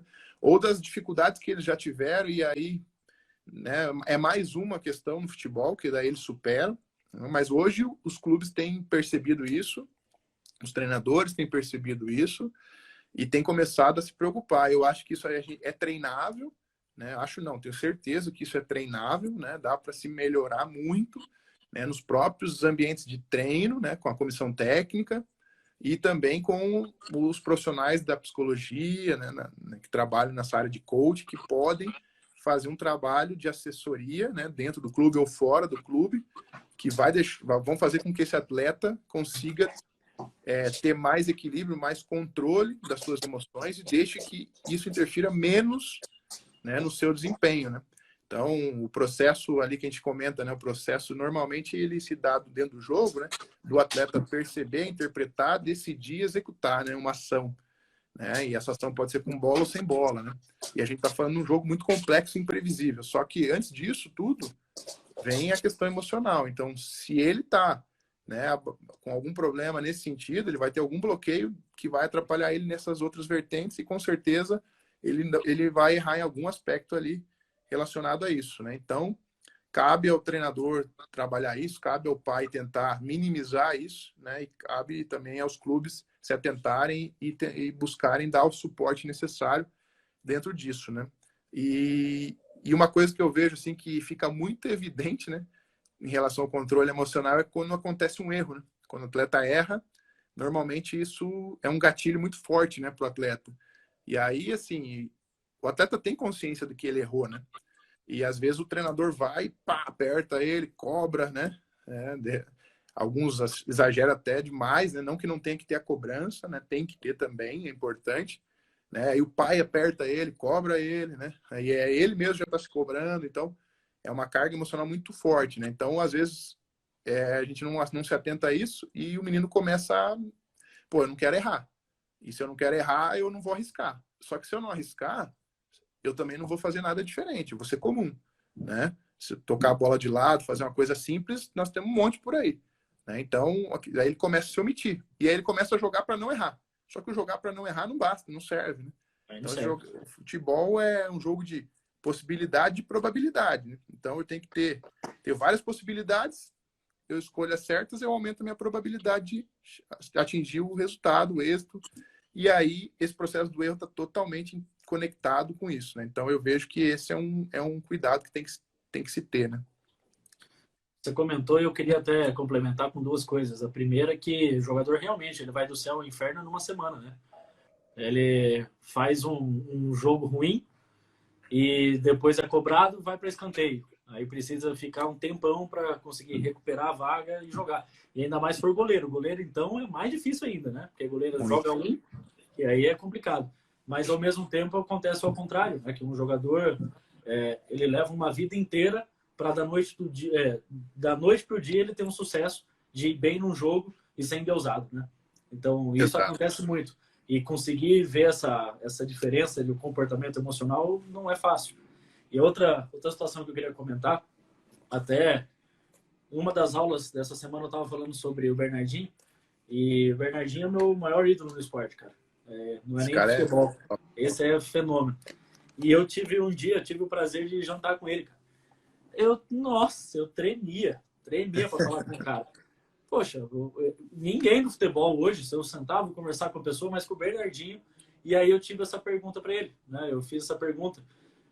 Por ser palestrante, quem me conhece, cara, sabe que eu sempre, quando eu sou convidado, já tô na palestra, 5 minutos antes de ser convidado, me embrulha o estômago, cara. Parece que tem umas borboletas no meu estômago e eu fico nervoso pra caramba. E isso há 8 anos, irmão. E aí, quando eu subo no palco, eu dou boa noite, parece que desce um negócio e passa. E aí foi essa pergunta que eu fiz pro Bernardinho. Eu falei, Bernardinho, você que é palestrante, cara, quando que isso vai passar? E a resposta dele foi muito simples e direta. O dia que você morrer. Ou, é isso aí. Ou o dia que isso não for mais importante para você. Até hoje, quando eu vou dar palestra, quando eu estou num jogo, e ele falando como treinador, acontece isso. Imagina eu que já tenho um controle emocional de tanto tempo, imagino para os atletas que estão nas categorias menores, que estão começando, que não têm essa prática, essa vivência, essa experiência. E até por isso que jogadores, quando chegam ali com 30 anos, eles já jogam muito mais com a cabeça do que com as pernas. Né? Já jogam com uma leitura como um todo. Isso chama experiência. Mas eu acredito muito nessa parte do treinamento mental, comportamental, para conseguir atingir um maior ápice de desempenho. É show de bola. Isso aí é fundamental, né, Vini? Acho que no esporte de rendimento, né, você está toda hora exposto a isso, né? Então você vai ter que saber lidar. No futebol, né, falando especificamente, é muito precoce, né? Um atleta, ele tá estreando numa equipe principal com 16, 17, 18, 19, 20, 21. Então, assim, é por ali, né? Então ele não tem uma bagagem, uma experiência de vida, né, para já saber lidar com tudo. Ele vai aprendendo, né, no processo e vai cometer erros e às vezes, como você falou, às vezes um erro dele pode manchar toda uma trajetória, né? Ele vai ter que se reconstruir, muitos não conseguem se reconstruir, né? Enfim, então é bem complexo, né? Por isso que quanto se investe num atleta de futebol, né? A gente fala aí de uma carreira esportiva aí para você formar um jogador das famosas 10 mil horas, né? E então isso são 10 anos você praticando 3 horas por dia, né? Então daí de repente para um momento você de vida ou morte, né? Então por isso muitos atletas têm buscado esse assessoramento, né? Seja se o clube oferece ou fora do clube, tem visto a necessidade, né? Os treinadores têm se importado mais com essa questão e os próprios clubes, né? Porque são os mais interessados ainda nesse processo. Então, E eu vou te falar que não sou muito diferente, não, cara. É isso aí. E isso aí é que nos move, né? Perfeito. E tem aquela situação, né? Ainda mais no futebol, que tem a situação da concentração, aí da preleção, aí, cara, e vocês estão vivendo ali, né? Eu costumo até dizer, cara, que me pergunta qual que é a hora de conversar com o jogador, né? Eu falo, a hora exata eu não sei, eu sei qual que não é a hora. É dia de jogo. Dia de jogo você não tem que falar com o É, técnico, você não tem que falar com o jogador. Muitas vezes você tem que pensar ainda se você vai mandar um bom jogo, professor, né? Porque, cara, vocês estão extremamente focados naquilo lá, porque isso é a vida de vocês, né? sim. Não, e eu comento que a gente só vê os 90 minutos, né? Falando do profissional, 90 minutos na base ali, 70, 80 minutos, enfim. Mas o jogo, ele tá acontecendo pro atleta já um dia antes e ele continua jogando depois, porque as coisas vão passando na cabeça dele, ele vai, né, mentalizando pré-jogo o que ele quer fazer no jogo, né? Muitos atletas têm esse perfil, né? E mesma coisa a comissão técnica e pós-jogo também, né? O atleta, ele não desliga, né? Não é um robô, né? Uma chave ali que você vai ali, pum, liguei e desliguei. Então ele continua, pô, se eu tivesse feito aquilo, caramba, e tal, ele fica se jogando aquele mesmo jogo ainda, né? E, então isso leva tempo e isso é um desgaste mental muito grande, né? E uma sobrecarga emocional muito grande também, né? Perfeito. A próxima pergunta está relacionada a uma situação que é até para essa live é para os pais, né, para eles conseguirem entender de como é que funciona uma transição de categoria, né? Como é que funciona hoje a transição aí do sub-13 para um sub-15, que tem que passar pelo sub-14, do sub-15 para o 17, que tem que passar pelo 16. Como é que funciona hoje a transição das categorias no Atlético Paranaense? Legal, Vini. Essa é uma pergunta bem complexa, né? Porque é um momento bem difícil para o atleta nessa transição de categorias, dentro da própria formação ali, iniciação, né? Especialização, que a gente tocou um pouco nesse assunto, e também na reta final, né? Na questão ali do sub-20, aspirantes para o profissional, né? Então, assim, eu vejo que, falando um pouco nas categorias mais iniciais ali, né? No início do processo e meio do processo, eu vejo que muitos clubes deixam isso a cargo do treinador, muitas das vezes, né? Ou do coordenador. Então, assim, acho que é uma responsabilidade muito grande para uma pessoa, duas pessoas, talvez três, no máximo, tomarem uma decisão, né, que seja o treinador da próxima categoria, por exemplo, em relação à continuidade ou não de um atleta, de todo um investimento, né? Então, porque às vezes você não tem as informações necessárias, né? Você tem parte de informações sobre aquele atleta, né? Então, o treinador da categoria de cima, ele mal conhece o atleta, assim, a fundo, né? Ele conhece, às vezes, de ver jogar, de treinar uma vez ou outra com ele, né? Então, é muito pouco, né? O coordenador, da mesma maneira, ele, às vezes, não consegue acompanhar toda a rotina, né? E o treinador, às vezes, ele também se influencia, né? Por trabalhar diretamente com o atleta, tem muitas coisas envolvidas, e a visão do treinador, ela não pode ser a única também. Então, eu acho que esse é um momento muito delicado, decisivo, onde acontecem muitos erros, né? E às vezes eu me apego também a uma parte final do processo, porque eu consigo só ter claro para mim aquilo que está acontecendo naquele momento, ou, né, mais para a reta final, e às vezes não consigo perceber aquilo que se passou antes, né? Principalmente no primeiro semestre e tal. E eu vejo que os clubes têm que ter muito claro, os treinadores também, quais são os indicadores, né?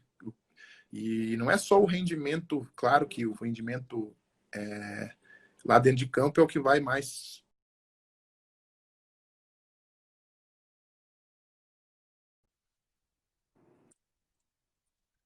Não? Tô te ouvindo? Tá ouvindo aí? Meu deu uma rodadinha aqui. Não, não, Então tô te eu ouvindo. vejo.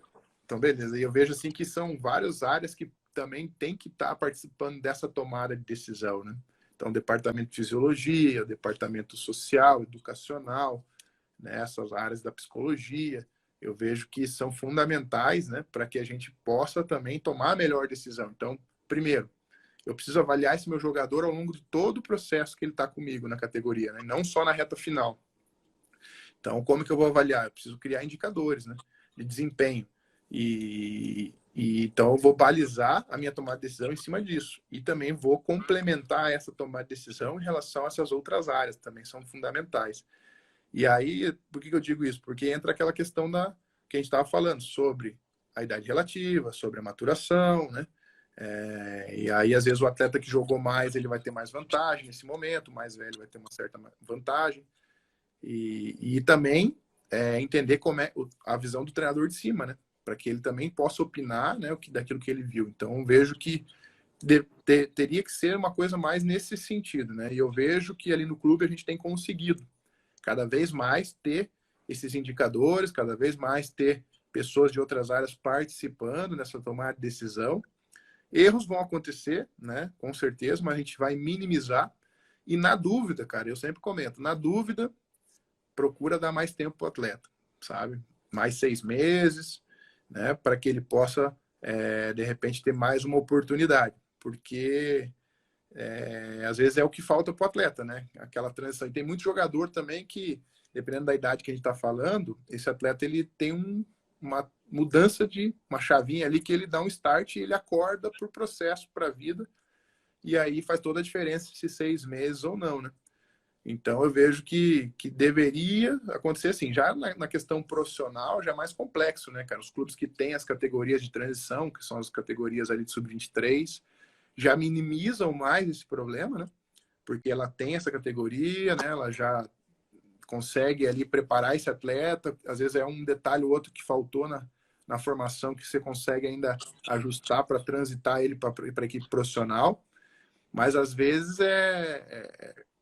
vai depender muito da filosofia do clube também, né? O clube que usa mais a base, o clube que não usa tanto a base, né? E aí o atleta pode ser melhor aproveitado ou não, né? Mas também, assim, tem que tomar um cuidado, né, na hora de você lançar um atleta lá no profissional, porque a gente acabou de falar sobre isso, do impacto que isso pode causar, né? E às vezes a gente vê um jogador chegar e despontar e daqui a pouco ele não se firmar, né? E aí esse atleta fica perdido aí. Quando isso acontece também, por isso que eu acho importante os clubes terem, na minha opinião, a categoria de transição. Porque aí você acaba emprestando o atleta, né? Muitas das vezes, né? Você pega ele do 20, coloca no principal, não deu certo, você, vou emprestar esse atleta. E quando você empresta esse atleta, você não tem garantia, né, cara, como tá sendo esse processo no outro clube, né? Então, às vezes você tem uma filosofia, uma ideia de jogo, e esse atleta vai para uma realidade totalmente diferente, cara. Né? E ele não se encaixa lá. E aí ele não joga, aí ele não treina nas mesmas condições, enfim. Emocionalmente esse atleta não estava preparado para isso, criou expectativas, enfim. E o desempenho dele não é o melhor. Então também se perde muito jogador nesses processos, né? Tanto de uma categoria dentro do meio ali, né? Do início e meio da formação, como também no momento decisivo que é o da transição, né? Para o profissional. Então, eu acho que os clubes ainda não têm isso muito claro. E acontece mais na tentativa e erro e as questões assim dos atletas que conseguem aproveitar melhor por determinadas situações, mas é muito aleatório, eu acho. Difícil um clube planejar exatamente. Né? Mas, assim, como a gente está falando, hoje eu estou no Atlético Paranaense, a gente já sabe que esse projeto já é um projeto maior, que vem dando certo, que tem essa preocupação e tem conseguido bons resultados, né, com isso. Sim. Complementando o que você falou hoje no caso do Atlético Paranaense, como é que funciona a parte da transição, né? Hoje é um tema que nós discutimos muito, tá? Quem está do lado de cá, também eu discuto muito com as pessoas que trabalham no clube. E uma pessoa que é diretor, que trabalhou comigo há 10 anos também já conheço, é sempre um dos caras que sempre falou dessa parte da dificuldade dos clubes que eles têm na continuação da transição. Isso nós falamos da transição inicial, né, da 11, do 13, do 15, mas a dificuldade do funil ali no final, porque nós já sabemos que o profissional vai absorver poucos atletas da categoria sub-20. Isso é normal, né? Diferente no Atlético Paranaense, que no Atlético hoje eu vejo como um sistema ali na transição que ele funciona. Mas a maioria dos clubes não é assim que funciona, né? Então, quando ele está na transição, ele está com 20, 21, 22 anos, ele não tem idade para jogar mais nas categorias de base e não está pronto para vestir a camisa 10 do profissional e ir lá e jogar. E aí começa, em alguns casos, desses empréstimos doidos, né? Que é simplesmente você agora não é para estar nesse momento no teu clube, que você tem contrato, então vá para tal clube e ele vai e faz esse empréstimo, né? E aí é meio que na tentativa e erro. Por quê? Porque quando o atleta chega nessa transição, quando ele chega nesse clube, ele, cara, tem que matar um leão por dia. E muitas vezes ele tem que fazer muito mais do que é o normal para poder chamar a atenção do clube de origem para ele conseguir uma oportunidade. Né? E a gente sabe que assim funciona. E ali, ó, o cachorro começou aqui a bagunçar. Então a gente sabe do quanto é difícil esse processo e quanto mais velho o atleta vai ficando, menor é a parte do funil ali, né? Sem dúvida, Vini. E assim, né, quando ele entra no profissional, né, cara, é um ambiente assim que não tem tempo mesmo, né? É complicado, é para ontem, né?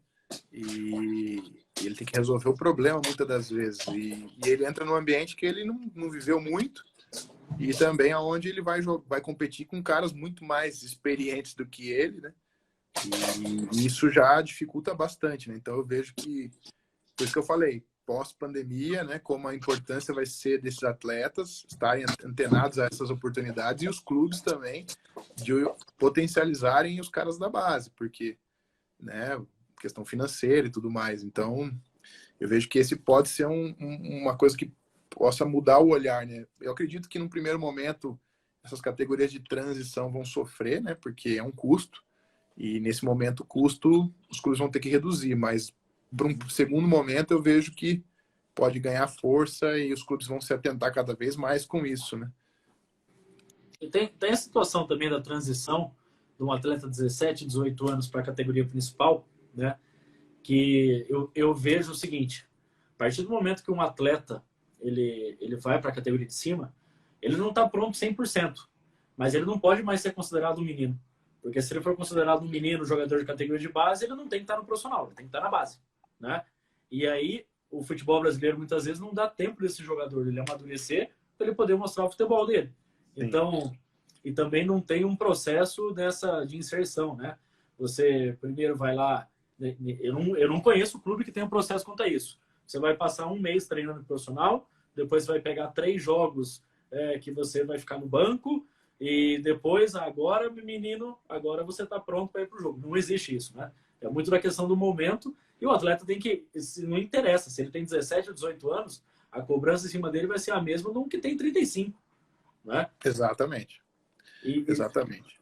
e não importa se são 5 minutos, 10, 20, ou se ele vai jogar o jogo inteiro. A cobrança Sim. vai ser igual. E uma coisa que eu vejo muito acontecer, Vini, é nesse sentido. Às vezes o atleta vai por uma necessidade, muitas das vezes não por um planejamento, como você colocou, né? Lesões e venda, e de repente acontece que esse atleta precisa estar lá. E aí ele supre uma necessidade, às vezes joga, às vezes completa banco e participa de treinos. E às vezes aí o atleta retorna de lesão, o clube contrata e tudo mais, o atleta perde espaço, até porque não foi uma coisa planejada, né? E aí esse atleta retorna, às vezes ele tem até idade ali para jogar, falando de atleta que tem idade, né, para jogar. Sim. E aí esse E atleta, acha ruim, né? Aí o ele atleta desce e acha exatamente. ruim. Esse é um grande desafio, cara, assim, porque o atleta ele acha que ele já é profissional, né? E assim, o fato de você ter um contrato profissional não quer dizer que você já é um jogador profissional. Essa, pelo menos, é a minha concepção, né? Você precisa provar, né, cara? Você tem que ter minutos jogados, você precisa conquistar espaço, você precisa, né, de uma longa trajetória aí, né, dentro da equipe principal mesmo.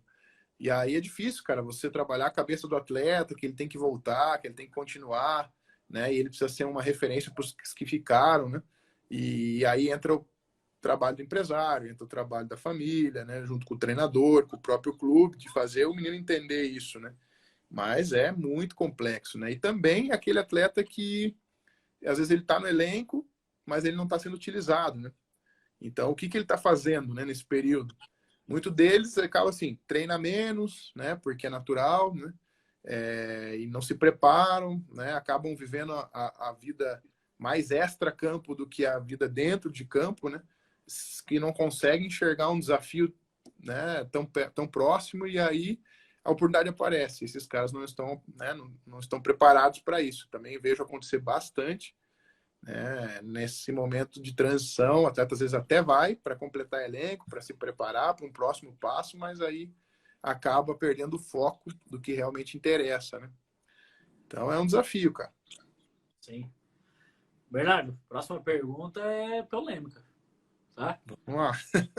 A O que vem discussão, aí? A discussão é longa, tá? Você pode ficar à vontade para discorrer sobre isso, mas jogo é jogo, treino é treino, né? Tra trabalho do profissional, do treinador em si, é formar ou é vencer competições e vencer jogos? Difícil, hein, cara? Essa Mas é vamos tua. lá. Se vira. Eu acho assim, cara, que a nível profissional, vamos começar de trás para frente.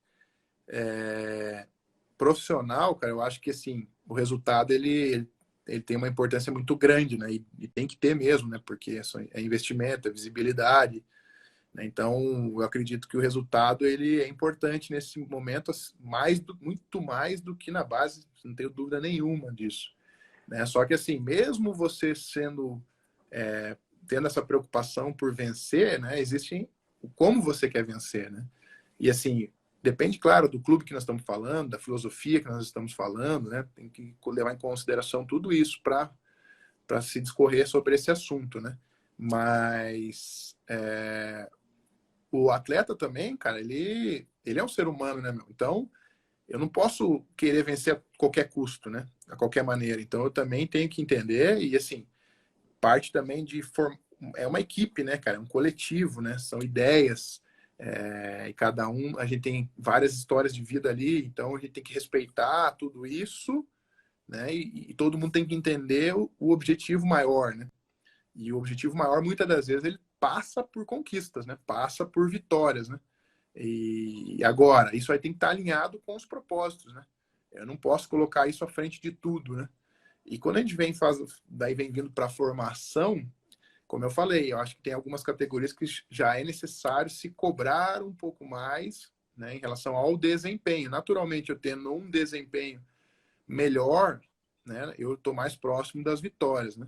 Mas assim, o vencer jogos ele faz parte. Eu acho que o ganhar ele é parte da formação, né?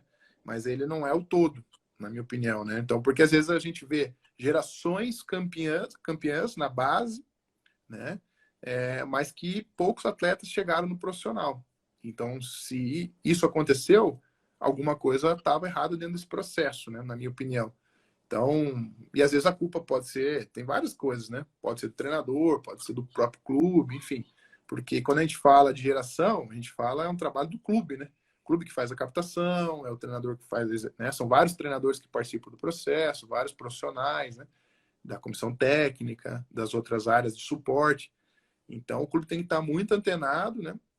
E, ao mesmo tempo, também, eu não posso me proteger só nessa questão não, a formação, e aí eu saio, né? Tiro o resultado como uma coisa importante. Eu acho que o resultado, ele faz parte, vencer faz parte, né? Você também tem que formar um atleta com mentalidade vencedora, né? Só que para você vencer, você tem os seus propósitos, seus valores que são inegociáveis, na minha opinião. Então, você não pode abrir mão disso para ganhar, porque o título, né, a vitória, ela é boa ali naquele momento, mas passa, né? E o que fica, né? E o que você leva, né? E quando a gente fala de formação, a gente está formando para o final, que é o profissional, né? A gente não está formando para o 17, para o 15, né? Então, eu ser campeão do 15 é legal, é gostoso, mas, né, não tem um impacto relevante na formação do atleta a longo prazo. Essa é a minha opinião. Então, esse é um cuidado, mas claro que se você agregar as duas coisas, que para mim elas têm que andar juntas sempre, principalmente quando você fala, né, em equipes grandes, como hoje a gente está defendendo o Atlético Paranaense, você tem que sempre chegar para brigar, para disputar, para competir em alto nível e para ganhar, né? Mas dentro de uma filosofia, dentro de uma ideia, dentro dos valores que o clube acredita, que o treinador acredita, a comissão técnica e os próprios atletas. Eles também têm que entender isso, né? Porque senão vai chegar na hora H lá, a gente vai, né, jogar para ganhar, né? Jogar para ganhar, assim, no sentido de o que eu tenho que fazer para ganhar esse jogo aí? Eu tenho que ganhar tempo, eu tenho que, certo, né? Então são coisas assim que eu tenho que jogar de uma maneira que não seja a que a gente vem jogando, que a gente acredita. Então, eu acho que o custo-benefício de colocar a vitória acima de tudo, ele é ruim no processo, na minha opinião. E você, às vezes, vai selecionar jogadores também de maneira equivocada para atingir o objetivo que é o resultado apenas, né? Então, às vezes, você vai optar por um jogador mais forte, né, que resolve o teu problema, você vai deixar aquele jogador mais talentoso, às vezes, fora desse momento, desses momentos decisivos. Então, eu vejo que é uma coisa que tem que ser bem discutida, mas, ao mesmo tempo, também, a gente não pode ser extremista, né? Ganhar a qualquer custo, né? E também, assim, não ganhou, tanto faz, tá beleza. Não, acho que também não é por aí, né? Eu tenho amigos no futebol e eu já tive treinadores que falavam assim, formação de segunda a sexta e competição no final de semana, né?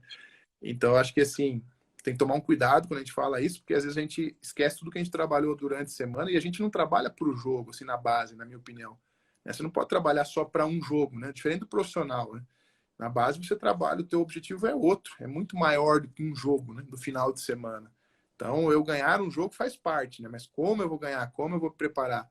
Né? Então, eu tenho que ter todo um planejamento, toda uma estrutura, né? Para potencializar todos os atletas que estão nessa formação. E o ganhar, ele é um ingrediente importante dentro da formação. Mas ele, na minha opinião, ele não é determinante, né? Então, eu vejo dessa forma. E o jogo é o que vai me dar subsídios para eu ver o quanto que o meu atleta está evoluindo, né? Então, a gente treina, planeja conteúdos, trabalha, desenvolve, e aí eu vou vendo o jogo, quanto que ele está assimilando, quanto que ele está produzindo, conseguindo entregar, né, num ambiente que é difícil de controlar, né, que é imprevisível, que tem um adversário lá do outro lado, que o estresse está ali presente.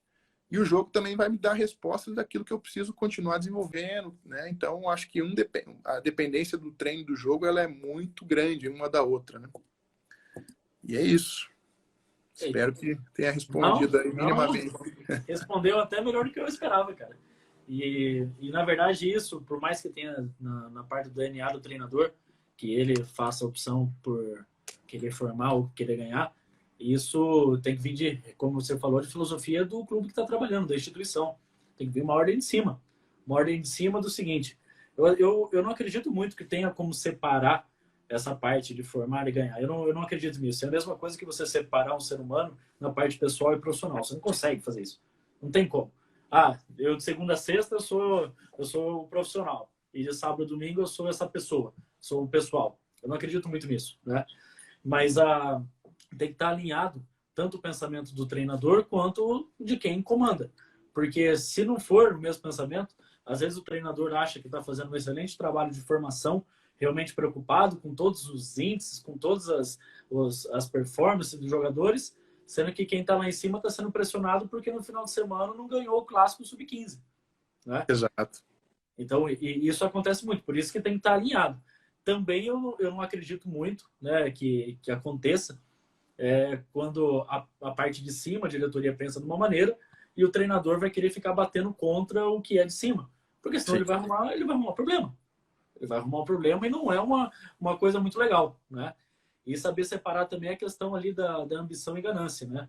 Eu acredito que todo mundo e todo mundo fala isso, que quem trabalha com futebol, principalmente categoria de base, cara, também está buscando seu lugar ao sol, né? Também está querendo melhores condições, está querendo sim ser mais valorizado, em toda situação, quer ganhar competições, que ninguém está de sacanagem.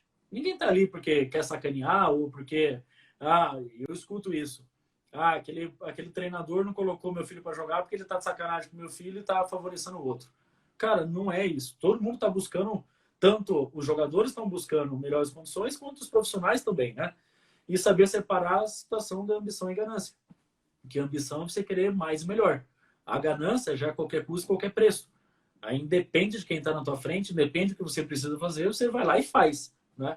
Eu, cara, sou apaixonado por pessoas ambiciosas. Quando eu olho no olho de uma pessoa que tem aquela fome, tem aquela vontade de vencer, né, cara? Sou apaixonado, apoio, sou o primeiro a falar, cara, parabéns, vai para cima e por aí vai.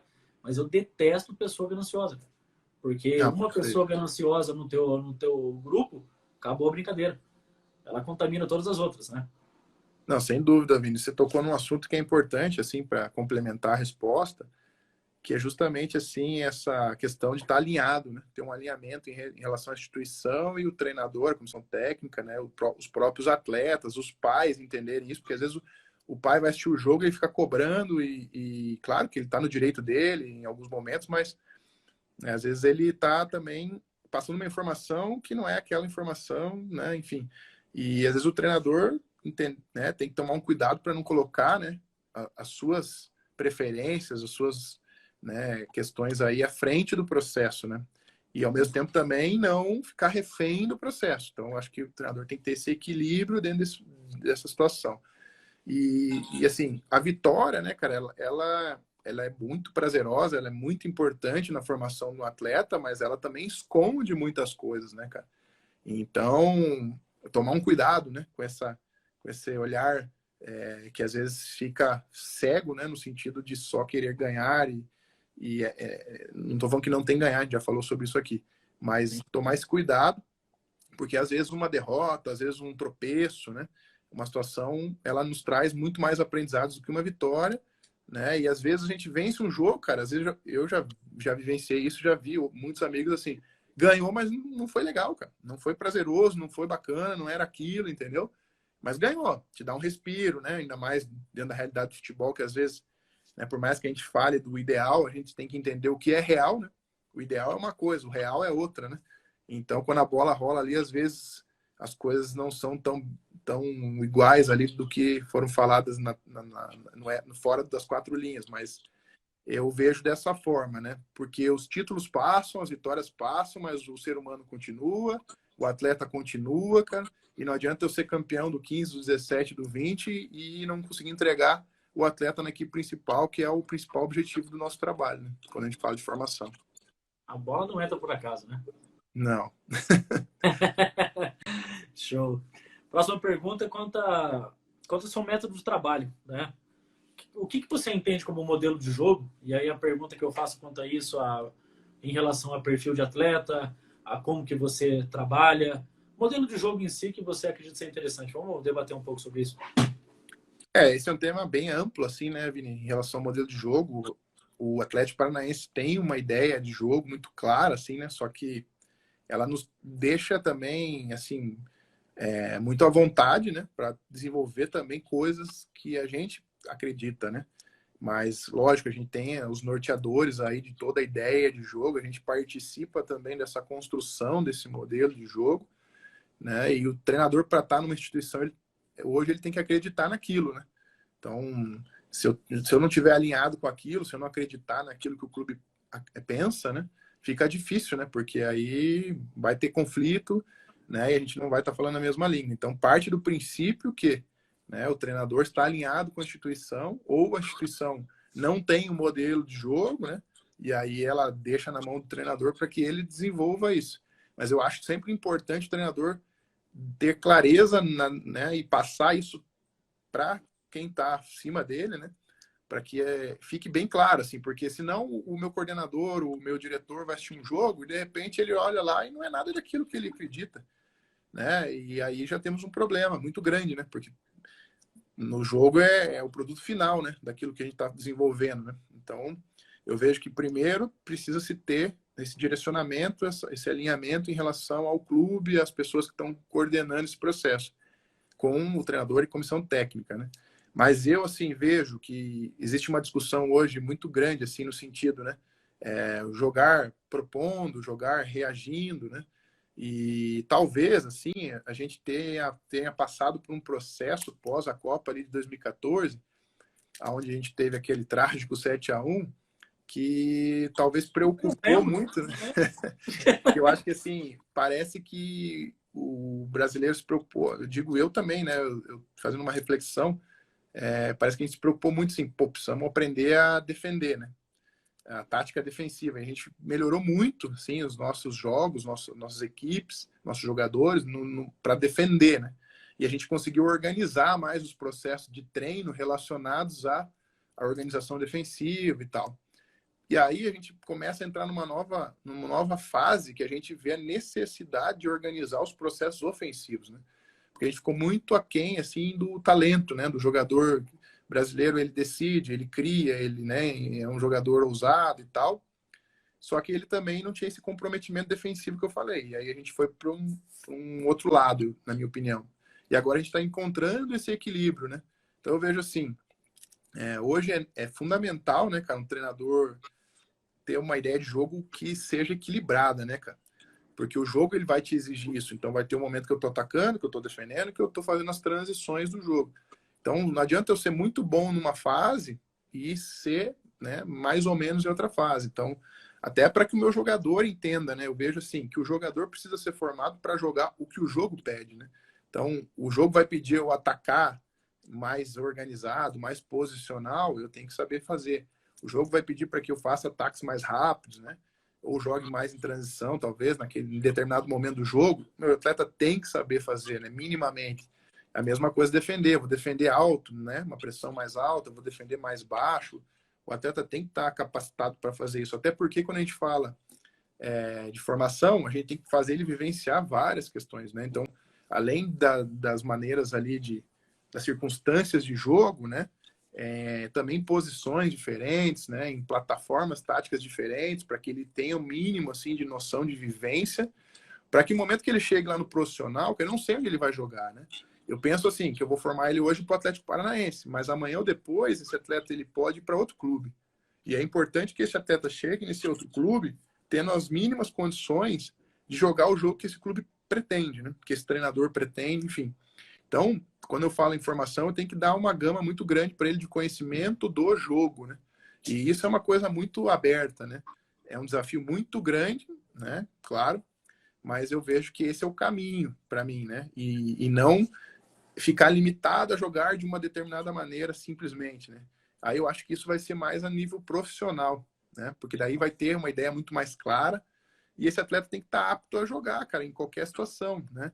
Então, por exemplo, vou pegar uma posição específica aqui, um volante. Então, ele tem que saber quais são os comportamentos dele quando a equipe está marcando em bloco alto, quando a equipe está marcando num bloco mais baixo. Ele tem que saber, né, o que ele vai fazer numa fase de iniciação, de saída de bola, o que ele vai estar fazendo numa fase de último terço, enfim. Né? Então, conhecer o jogo e dominar, na minha opinião, os atletas têm que dominar as técnicas e táticas individuais. Porque isso é fundamental. Quanto mais eu melhorar o meu jogador, melhor vai ser o meu jogo. É assim que eu penso. Entende? Então não adianta eu ficar focado só no jogo, como em si, como equipe, mas não olhar para o meu jogador. Ao mesmo também tem que tomar o cuidado de não só olhar para o jogador e esquecer do jogo. Então é o equilíbrio, é uma interdependência entre jogador e jogo, né?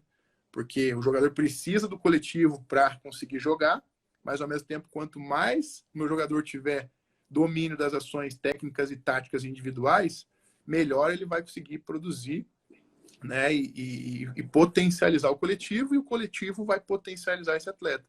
Então eu vejo que a metodologia de treino ela tem que contemplar isso, né, na minha opinião, né, quando a gente fala em formação. Né, por isso que a formação é um processo a longo prazo, não é de curto prazo. Né, então, por isso que se eu olhar só para o jogo do final de semana, eu acabo perdendo esse olhar mais macro e só tenho um olhar micro. E quando eu tenho um olhar micro, minha preparação, minha formação, ela vai se perdendo. Então, quando a gente fala disso, eu penso dessa maneira. Eu vou fazer um complemento e fazer uma pergunta em cima disso, tá?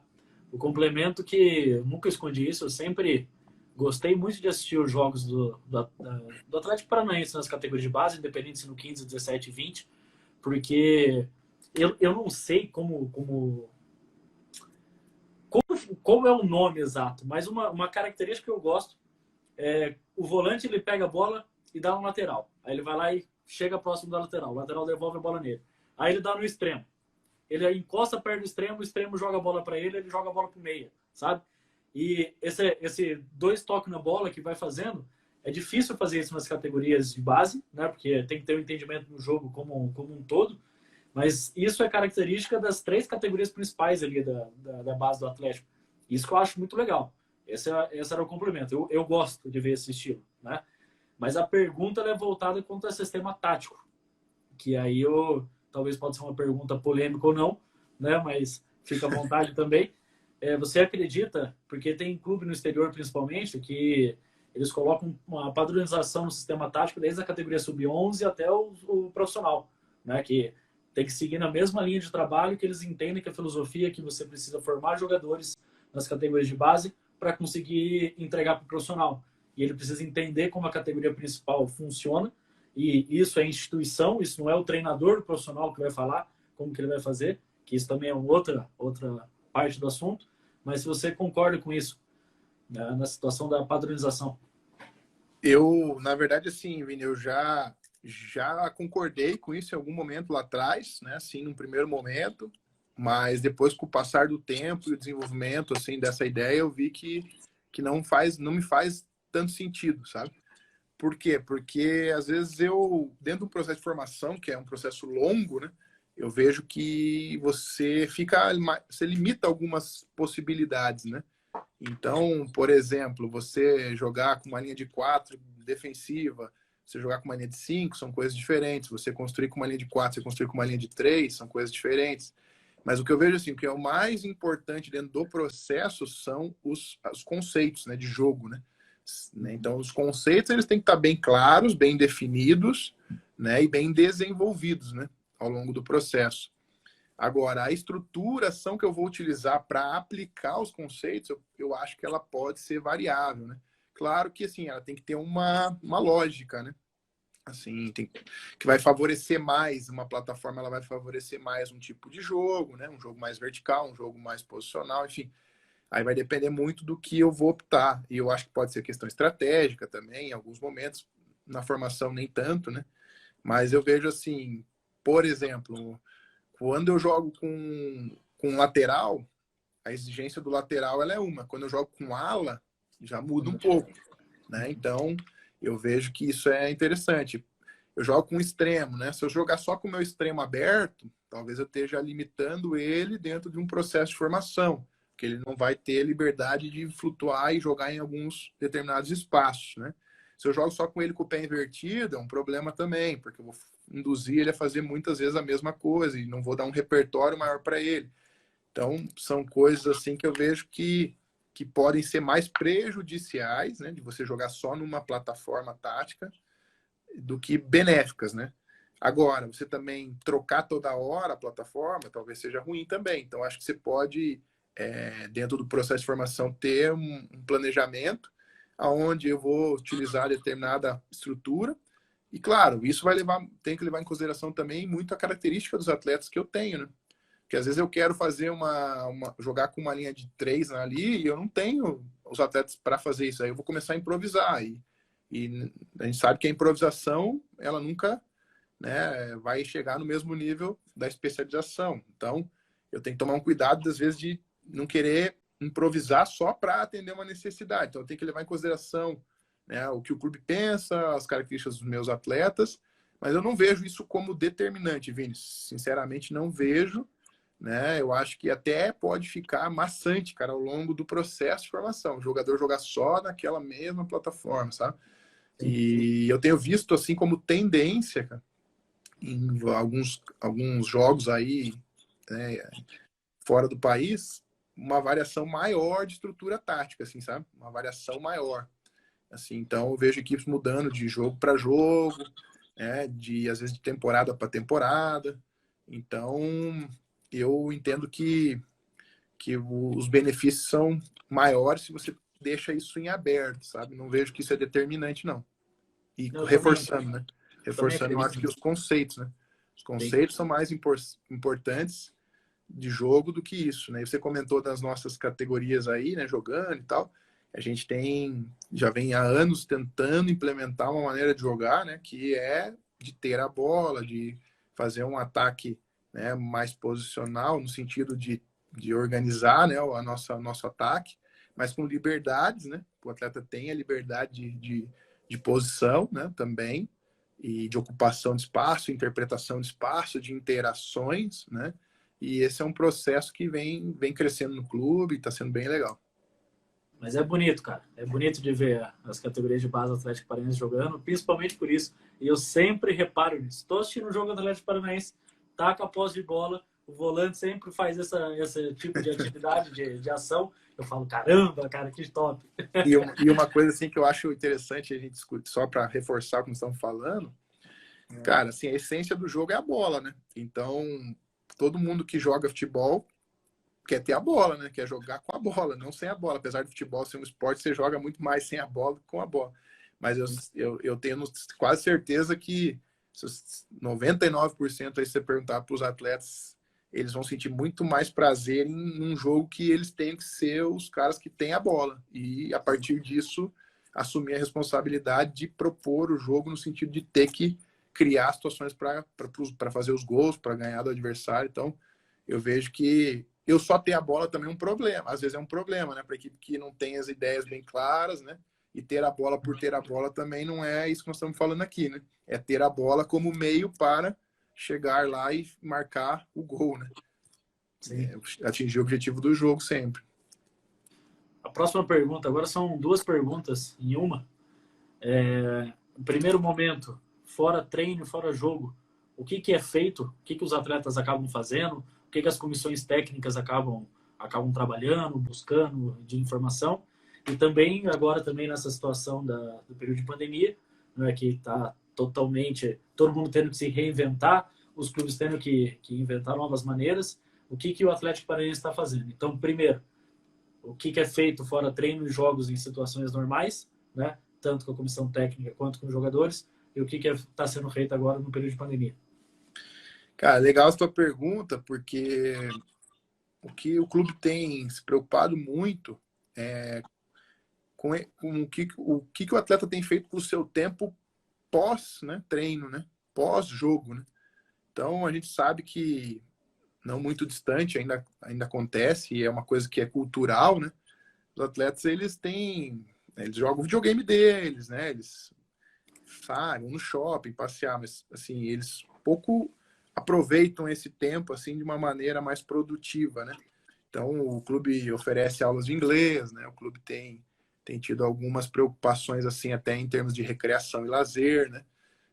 Tem outras modalidades, assim, para atletas da iniciação disponíveis lá no centro de treinamento, né? Tem palestrantes que vão falar sobre diversos temas, né? Então, o clube tem tentado sempre oferecer algo a mais nesse tempo que o menino tem, claro. Tem que ter o período dele também de distração, né? De que ele vai fazer o que ele quiser, né? Ele pode ficar no quarto, pode sair para ir no shopping, enfim, isso é uma tomada de decisão do atleta. Mas como esse atleta, às vezes, ele não tem ainda essa maturidade, esse alcance, né, do que ele pode fazer, o clube tem oferecido algumas coisas nesse sentido. Isso eu estou falando fora os compromissos dele, né, de treinamento, porque daí tem o treino de campo, mas tem o treino de academia, né? Tem os manutenções de fisioterapia, tem várias questões aí que os atletas têm as análises de desempenho, né? Com vídeos e reuniões aí individuais e coletivas que o clube faz. Isso não é segredo, acho que a maioria dos clubes tem trabalhado dessa maneira também, né? Mas eu vejo assim que é importante a gente estimular o nosso atleta com que ele aproveite mais o seu tempo, sabe? Seja até para, de repente, se desenvolver em alguma questão que ele tem deficiência, né? Então, por que não ele pegar uma bola, entendeu? E ir lá na quadra, no campo, claro, com responsabilidade, né? E sabendo fazer ali uma coisa, né? Porque ele vai melhorar direcionado, enfim. O atleta que mora em casa com os pais tem essa, né?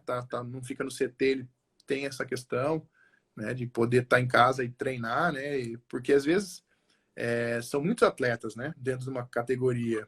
E o tempo, ele passa rápido. Então, às vezes, fica uma questão aqui ou outra que você não consegue atender. E o atleta, ele pode estar aproveitando esse tempo para se desenvolver nesse sentido, mas que ele possa também estar se desenvolvendo em outras áreas, né?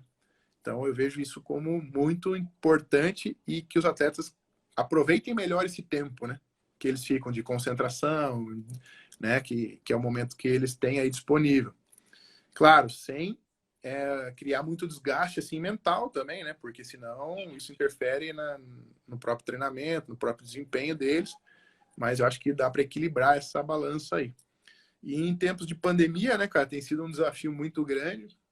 Acredito que, como o clube fez, a grande maioria dos clubes também fez, que foi dar férias, né, nesse primeiro momento, nesse primeiro período. Então, os atletas, né, pegaram férias, agora eles retornaram às rotinas, né? Acho que isso é uma coisa importante. Criar uma rotina para os atletas, apesar da distância, né?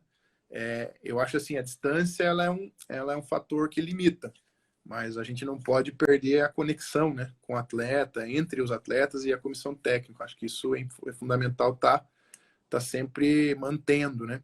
Então, o clube como um todo, cada categoria tem criado as suas estratégias para, nesse momento de pandemia, claro, todos estão treinando, né, com orientação.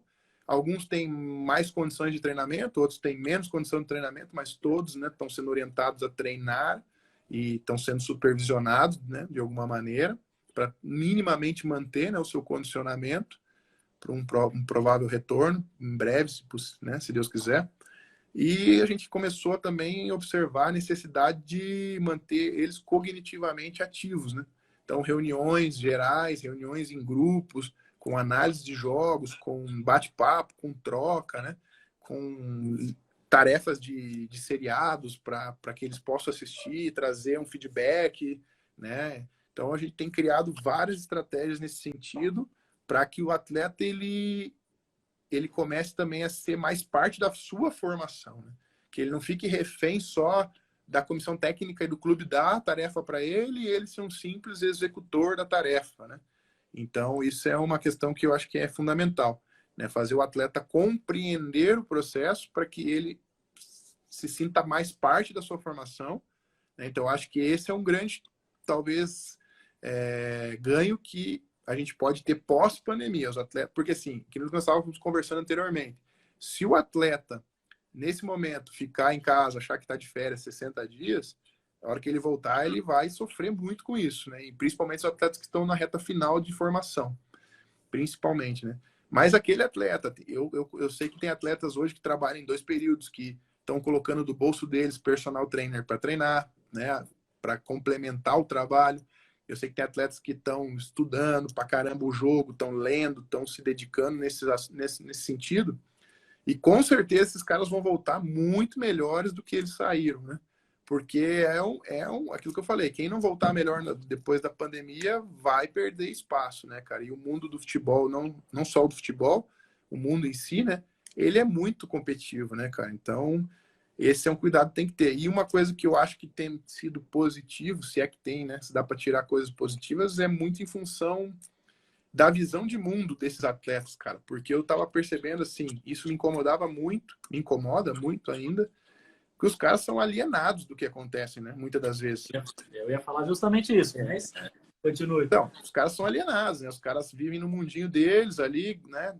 Ganham ali falando já do meio do processo pro final, já ganham um dinheirinho legal que eles conseguem, alguns, né? Sobreviver, ajudar, tal, enfim. Mas eles não têm noção nenhuma do que é o mundo de verdade, né, cara? E agora os caras estão tendo que, e voltar para, né, ficar em casa. Tem muita atleta que fala assim, pô, tinha saudades de casa, tá, mas agora não aguento mais ficar em casa. Os caras, agora você vai ter que, pô, conviver, né? Aproveita esse momento com a tua família, né, cara? Valoriza esse momento com a tua família. Veja que tem coisas diferentes, valoriza o clube que você tá. Às vezes você não valoriza o que o clube te oferece, né, as condições do clube, né, e aí agora o cara começa a enxergar isso, né, porque ele tá tão dentro da caixinha do mundo dele lá que ele não vê, né, e começa a perceber que, pô, quanto o país, como é que tá, né, o cara começa a fazer reflexões que ele não fazia, né. Então acho que esse é um outro ponto, o atleta também conseguir ampliar o seu olhar, né, além do futebol. O que já é complicado o ser humano ser alienado como um todo, e muitas vezes nós entramos num flow, né? Que é naquele, já dizia Zeca Pagodinho, né? Deixa a vida me levar. Então, é complicado quando acontece isso na parte do jogador de futebol, porque grande parte, eles estão preocupados, e eu posso, porque eu conversei com vários, eu posso afirmar isso, eles foram se dar conta do que estava acontecendo quando os clubes comunicaram que haveria a redução salarial deles. Aí do tipo, como assim? Não, no meu salário ninguém mexe. Falaram, amigo, vem cá, vamos conversar, é assim que funciona. Não é, o mundo não está contra você. Na verdade, cara, o mundo inteiro está lutando contra um vírus, entendeu? Você consegue entender o que está acontecendo na Itália, na Espanha, na China, nos Estados Unidos. E aqui nós estamos com essa realidade, é assim que funciona e tudo mais. Para isso, cara, aconteceu até uma situação legal. Tem um amigo nosso em comum que trabalha com intercâmbio esportivo e eles fizeram uma parceria junto com o WhatsApp, né? fazer propaganda aqui pro Flávio Augusto, porque ele tá precisando, tadinho, deve estar passando fome. Mas eles fizeram, o Flávio Augusto, olha como são as coisas, né? Enquanto uns choram, outros vendem lenço. Enquanto uns vão olhar o ponto negativo, outros vão olhar os pontos positivos. O WhatsApp, que já é uma potência na parte do inglês em si, para aprender a língua, o cara vem e lança agora o WhatsApp online. E que você, cara, você consegue ter a formação, você consegue entender a língua, a metodologia dentro da WhatsApp com, cara, um preço desse tamanho. E aí o que eu achei bacana, que esse amigo nosso, ele falou, Vini, você acha interessante para os atletas? Eu falei, demais. Uns tiveram inglês na escola, outros se preocupam, mas daqui. Eu mandei no grupo e vários atletas chamaram esse nosso amigo para poder conversar. E aí ele falou, caramba, eu não esperava isso. Eu falei, isso é uma resposta positiva do trabalho que a gente está fazendo. Que aí o atleta larga simplesmente de pensar só treino de segunda a sexta, mas também a gente começa a pensar em outro ponto, né? Que trabalhar com um atleta com um perfil europeu, se a gente for falar desse perfil, eu não quero entrar nessa discussão, Sim. mas polêmico.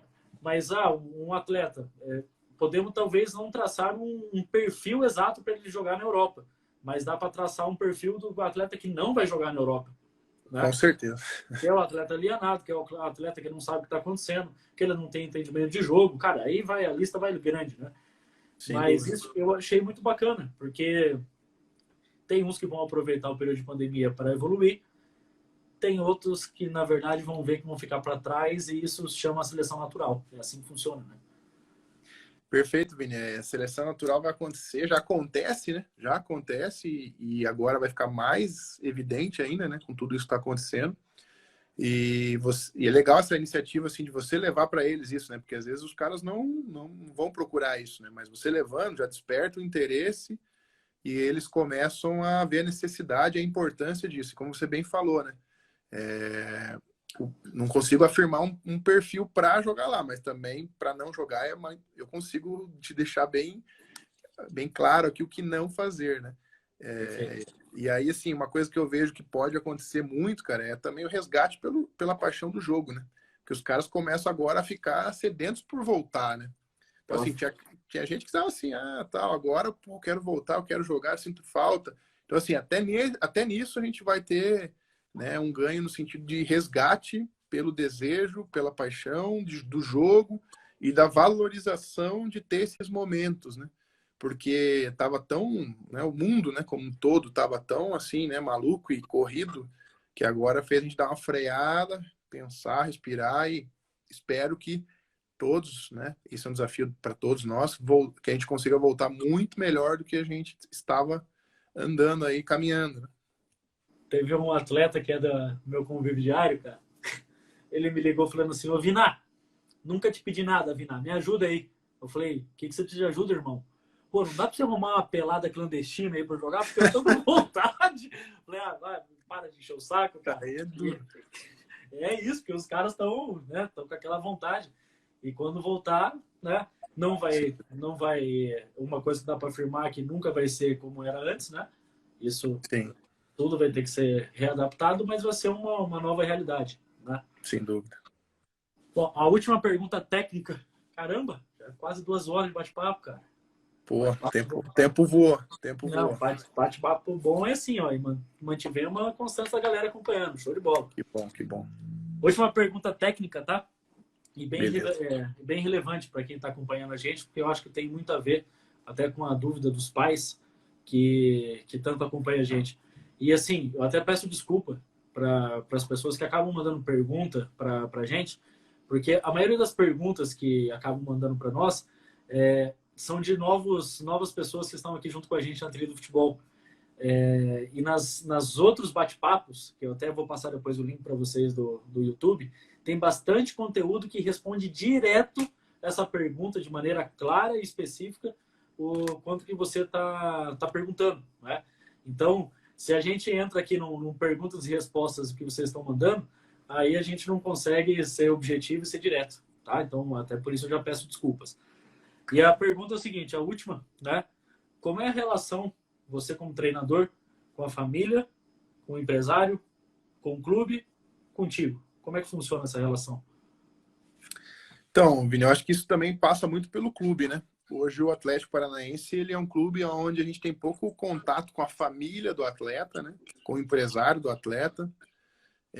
Porém, o clube também tem outras pessoas, outras, né, áreas que estão totalmente conectados com a família, totalmente conectados com os empresários, né? Então, o clube tem esse suporte e, naturalmente, ele tira essa responsabilidade, assim, em partes, né, do treinador, né? Então, eu não preciso, como treinador, estar em contato com a família do atleta, né, nem com o empresário do atleta.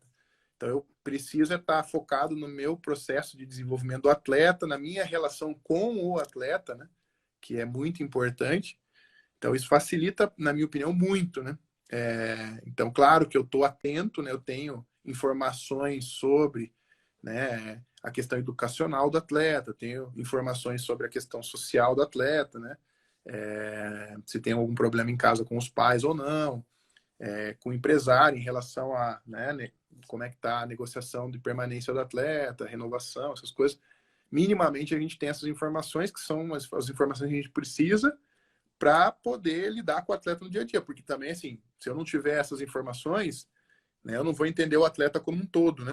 E aí, naturalmente, o desempenho dele vai ficar prejudicado e eu vou estar, às vezes, querendo dele uma coisa, ele não vai poder me entregar, né? Então, eu também tenho uma atuação direta como treinador em relação ao desempenho dele e uma preocupação também, né, cara?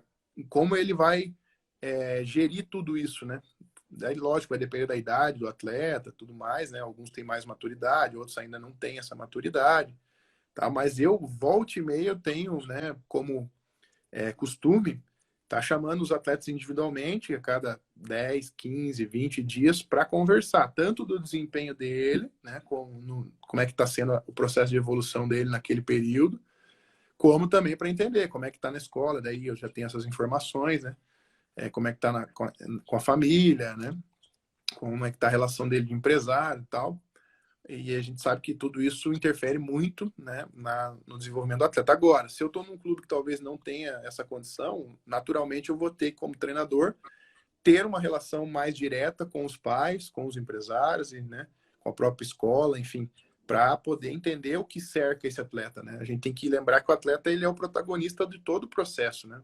Só existe futebol porque tem um atleta, né? Então a gente tem que tomar um cuidado muito grande com ele, né? E tem coisas que são muito mais importantes antes do desempenho dele, né? Então, por exemplo, né, a relação do pai, né, cara? O pai é a família, né? A família é que vai, normalmente é que vai sonhar com ele, né? O sonho começa com o atleta, mas com a família em si, né? Então a gente vai pegar a história dos grandes jogadores, você vai perceber que a grande maioria, né, quase na totalidade, teve alguém ali dentro da família, né, que impulsionou esse atleta, né, que vendeu o almoço para pagar a janta para poder fazer com que esse atleta tivesse a sua oportunidade, né? Então, eu vejo assim que a base familiar ela é fundamental, né? E assim, o atleta, o futebol, ele passa na vida dele, né? Então, ele vai jogar mesmo que seja profissionalmente aí até 34, 35, 36, alguns mais, mas acaba, né? E assim, a família continua, né? Independente do futebol, a família sempre vai estar com eles nos momentos mais difíceis, né? Seja ali no começo da caminhada e seja lá depois que acabar, né? Então, a família é a base de tudo para mim, né? Ela tem que viver esse sonho, só que ela tem que tomar cuidado para que esse sonho não seja mais da família do que dele, né? Então, equilibrar bem isso, né? E tentar dar esse suporte. Eu vejo assim que quando a gente fala de educação, na minha opinião, a família educa, né? A família é responsável por educar. Claro que quando o menino está em responsabilidade do clube, o clube como um todo tem a responsabilidade de fazer a continuação dessa educação. Eu como treinador, as outras áreas, né, também da mesma maneira. A escola vai escolarizar ele, né? Vai ajudar, mas vai escolarizar ele. E os pais têm que tomar um cuidado, muitas das vezes, que a gente acaba transferindo essa responsabilidade para o clube, né, para o treinador, e claro que a gente também vai fazer isso, mas não é o principal trabalho nosso, né? E a mesma coisa em relação ao empresário, né? Eu vejo que muitas das vezes o que acontece, o empresário ele aparece no meio do processo, né?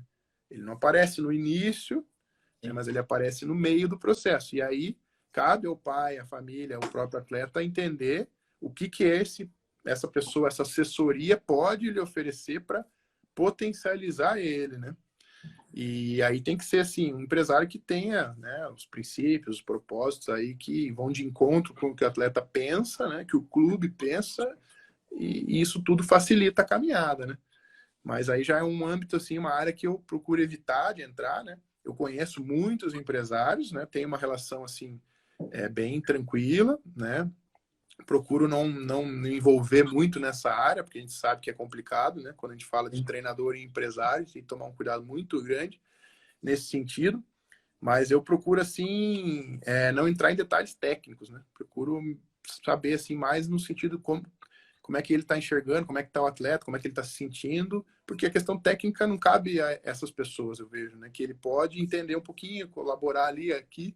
Alguns têm mais conhecimento, né? Outros um pouco menos, mas eu vejo dessa maneira essa relação, né, do atleta com o treinador, com o clube, né? E o clube é o responsável, né? Investe nesse atleta, acredita nesse atleta, né? Dá estrutura para esse atleta, né? É o mínimo que a gente espera do clube, né? Nesse sentido, dá as condições para que ele possa se desenvolver, então, né? Em todos os aspectos, e cabe também, né, cara, ao atleta aproveitar isso, né? Às vezes tem clube que oferece mais estrutura e tem clube que oferece menos estrutura.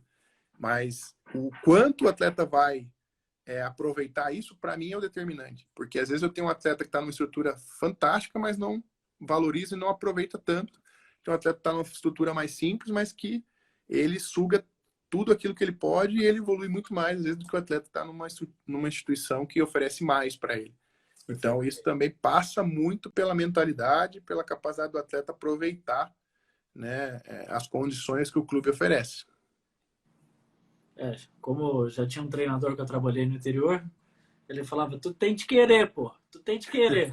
Não adianta teu pai querer, teu empresário querer, esse lixo, essa árvore querer. Se tu não querer, tu tem de querer. Eu sempre lembro disso. Isso aí, cara. Se o atleta não quiser, né, não tiver aquela fome, aquela vontade de realmente fazer as coisas acontecerem, fica muito difícil, né? A gente tem muito jogador que às vezes a gente até brinca, né? Pô, a gente tá empurrando, né? Empurrando para ver se vai, e esse atleta às vezes não responde, né? E já tem atletas que, pô, você não precisa pedir, né? Que o cara vai, faz e quer mais. E nesse sentido, até uma coisa que me deixa bem incomodado, cara, muitas das vezes, assim, falando mais no processo final aí, né? Você chega num atleta, você vê que o atleta está muito próximo de fazer aquela transição para, de repente, mudar a vida dele, né?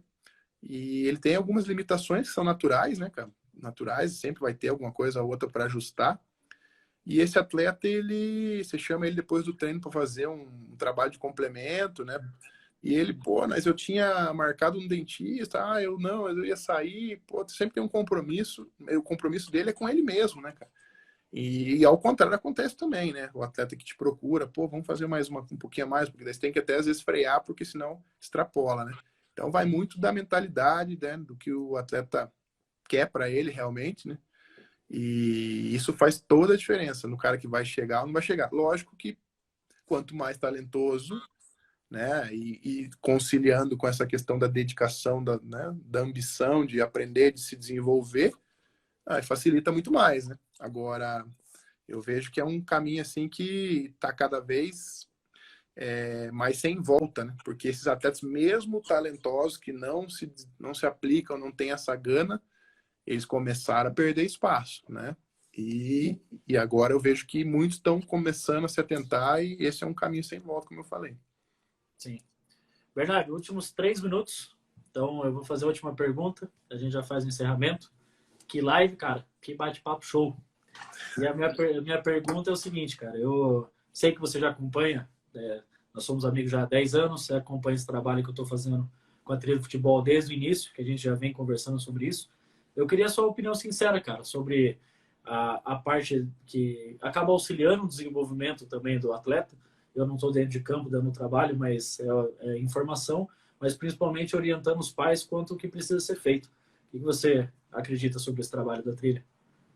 Primeiro, deixa eu te parabenizar aí, né, pela iniciativa, porque eu acredito tanto nisso que você está fazendo, porque eu só participei de live até agora com você, né? Então, essa é a minha segunda live. Fiz uma participação curta e agora é essa, né?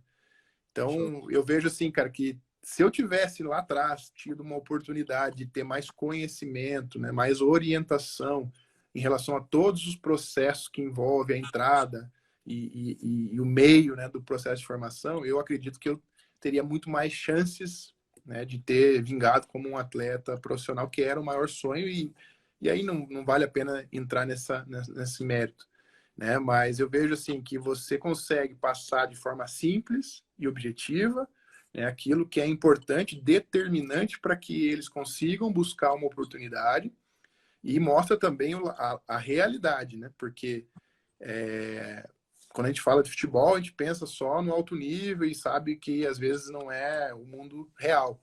Então você mostra também algumas dificuldades, a gente consegue trazer aqui algumas coisas que vão acontecer no meio do caminho, né? E quebra alguns mitos também, né? Eu acho que isso é legal, porque aí a gente ouve, porque meu filho foi isso, prejudicado por causa daquilo. Pode até ter acontecido, mas você quebra alguns mitos em relação a isso. Então, eu, particularmente, cara, acho fantástico, fantástico, e te parabenizo por isso, tá, cara? E espero aí que os pais aproveitem, os atletas aproveitem muito o Trilha de Futebol nesse sentido.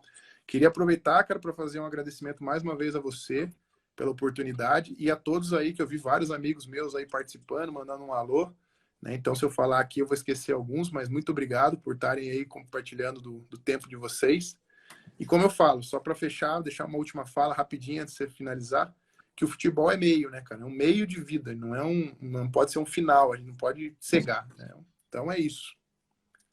Show, meu querido. Nós temos 54 segundos. Eu que preciso te agradecer, porque foram 2 horas de bate-papo e perguntas, algumas polêmicas, outras ali que você conseguiu contextualizar. Essa palavra é muito difícil para mim.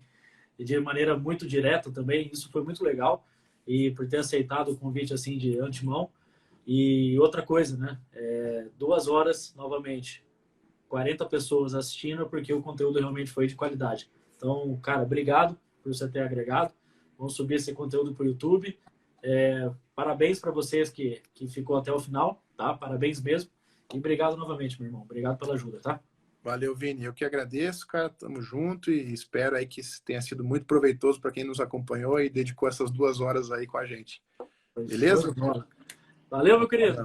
Valeu. 4, 3, 2, 1 e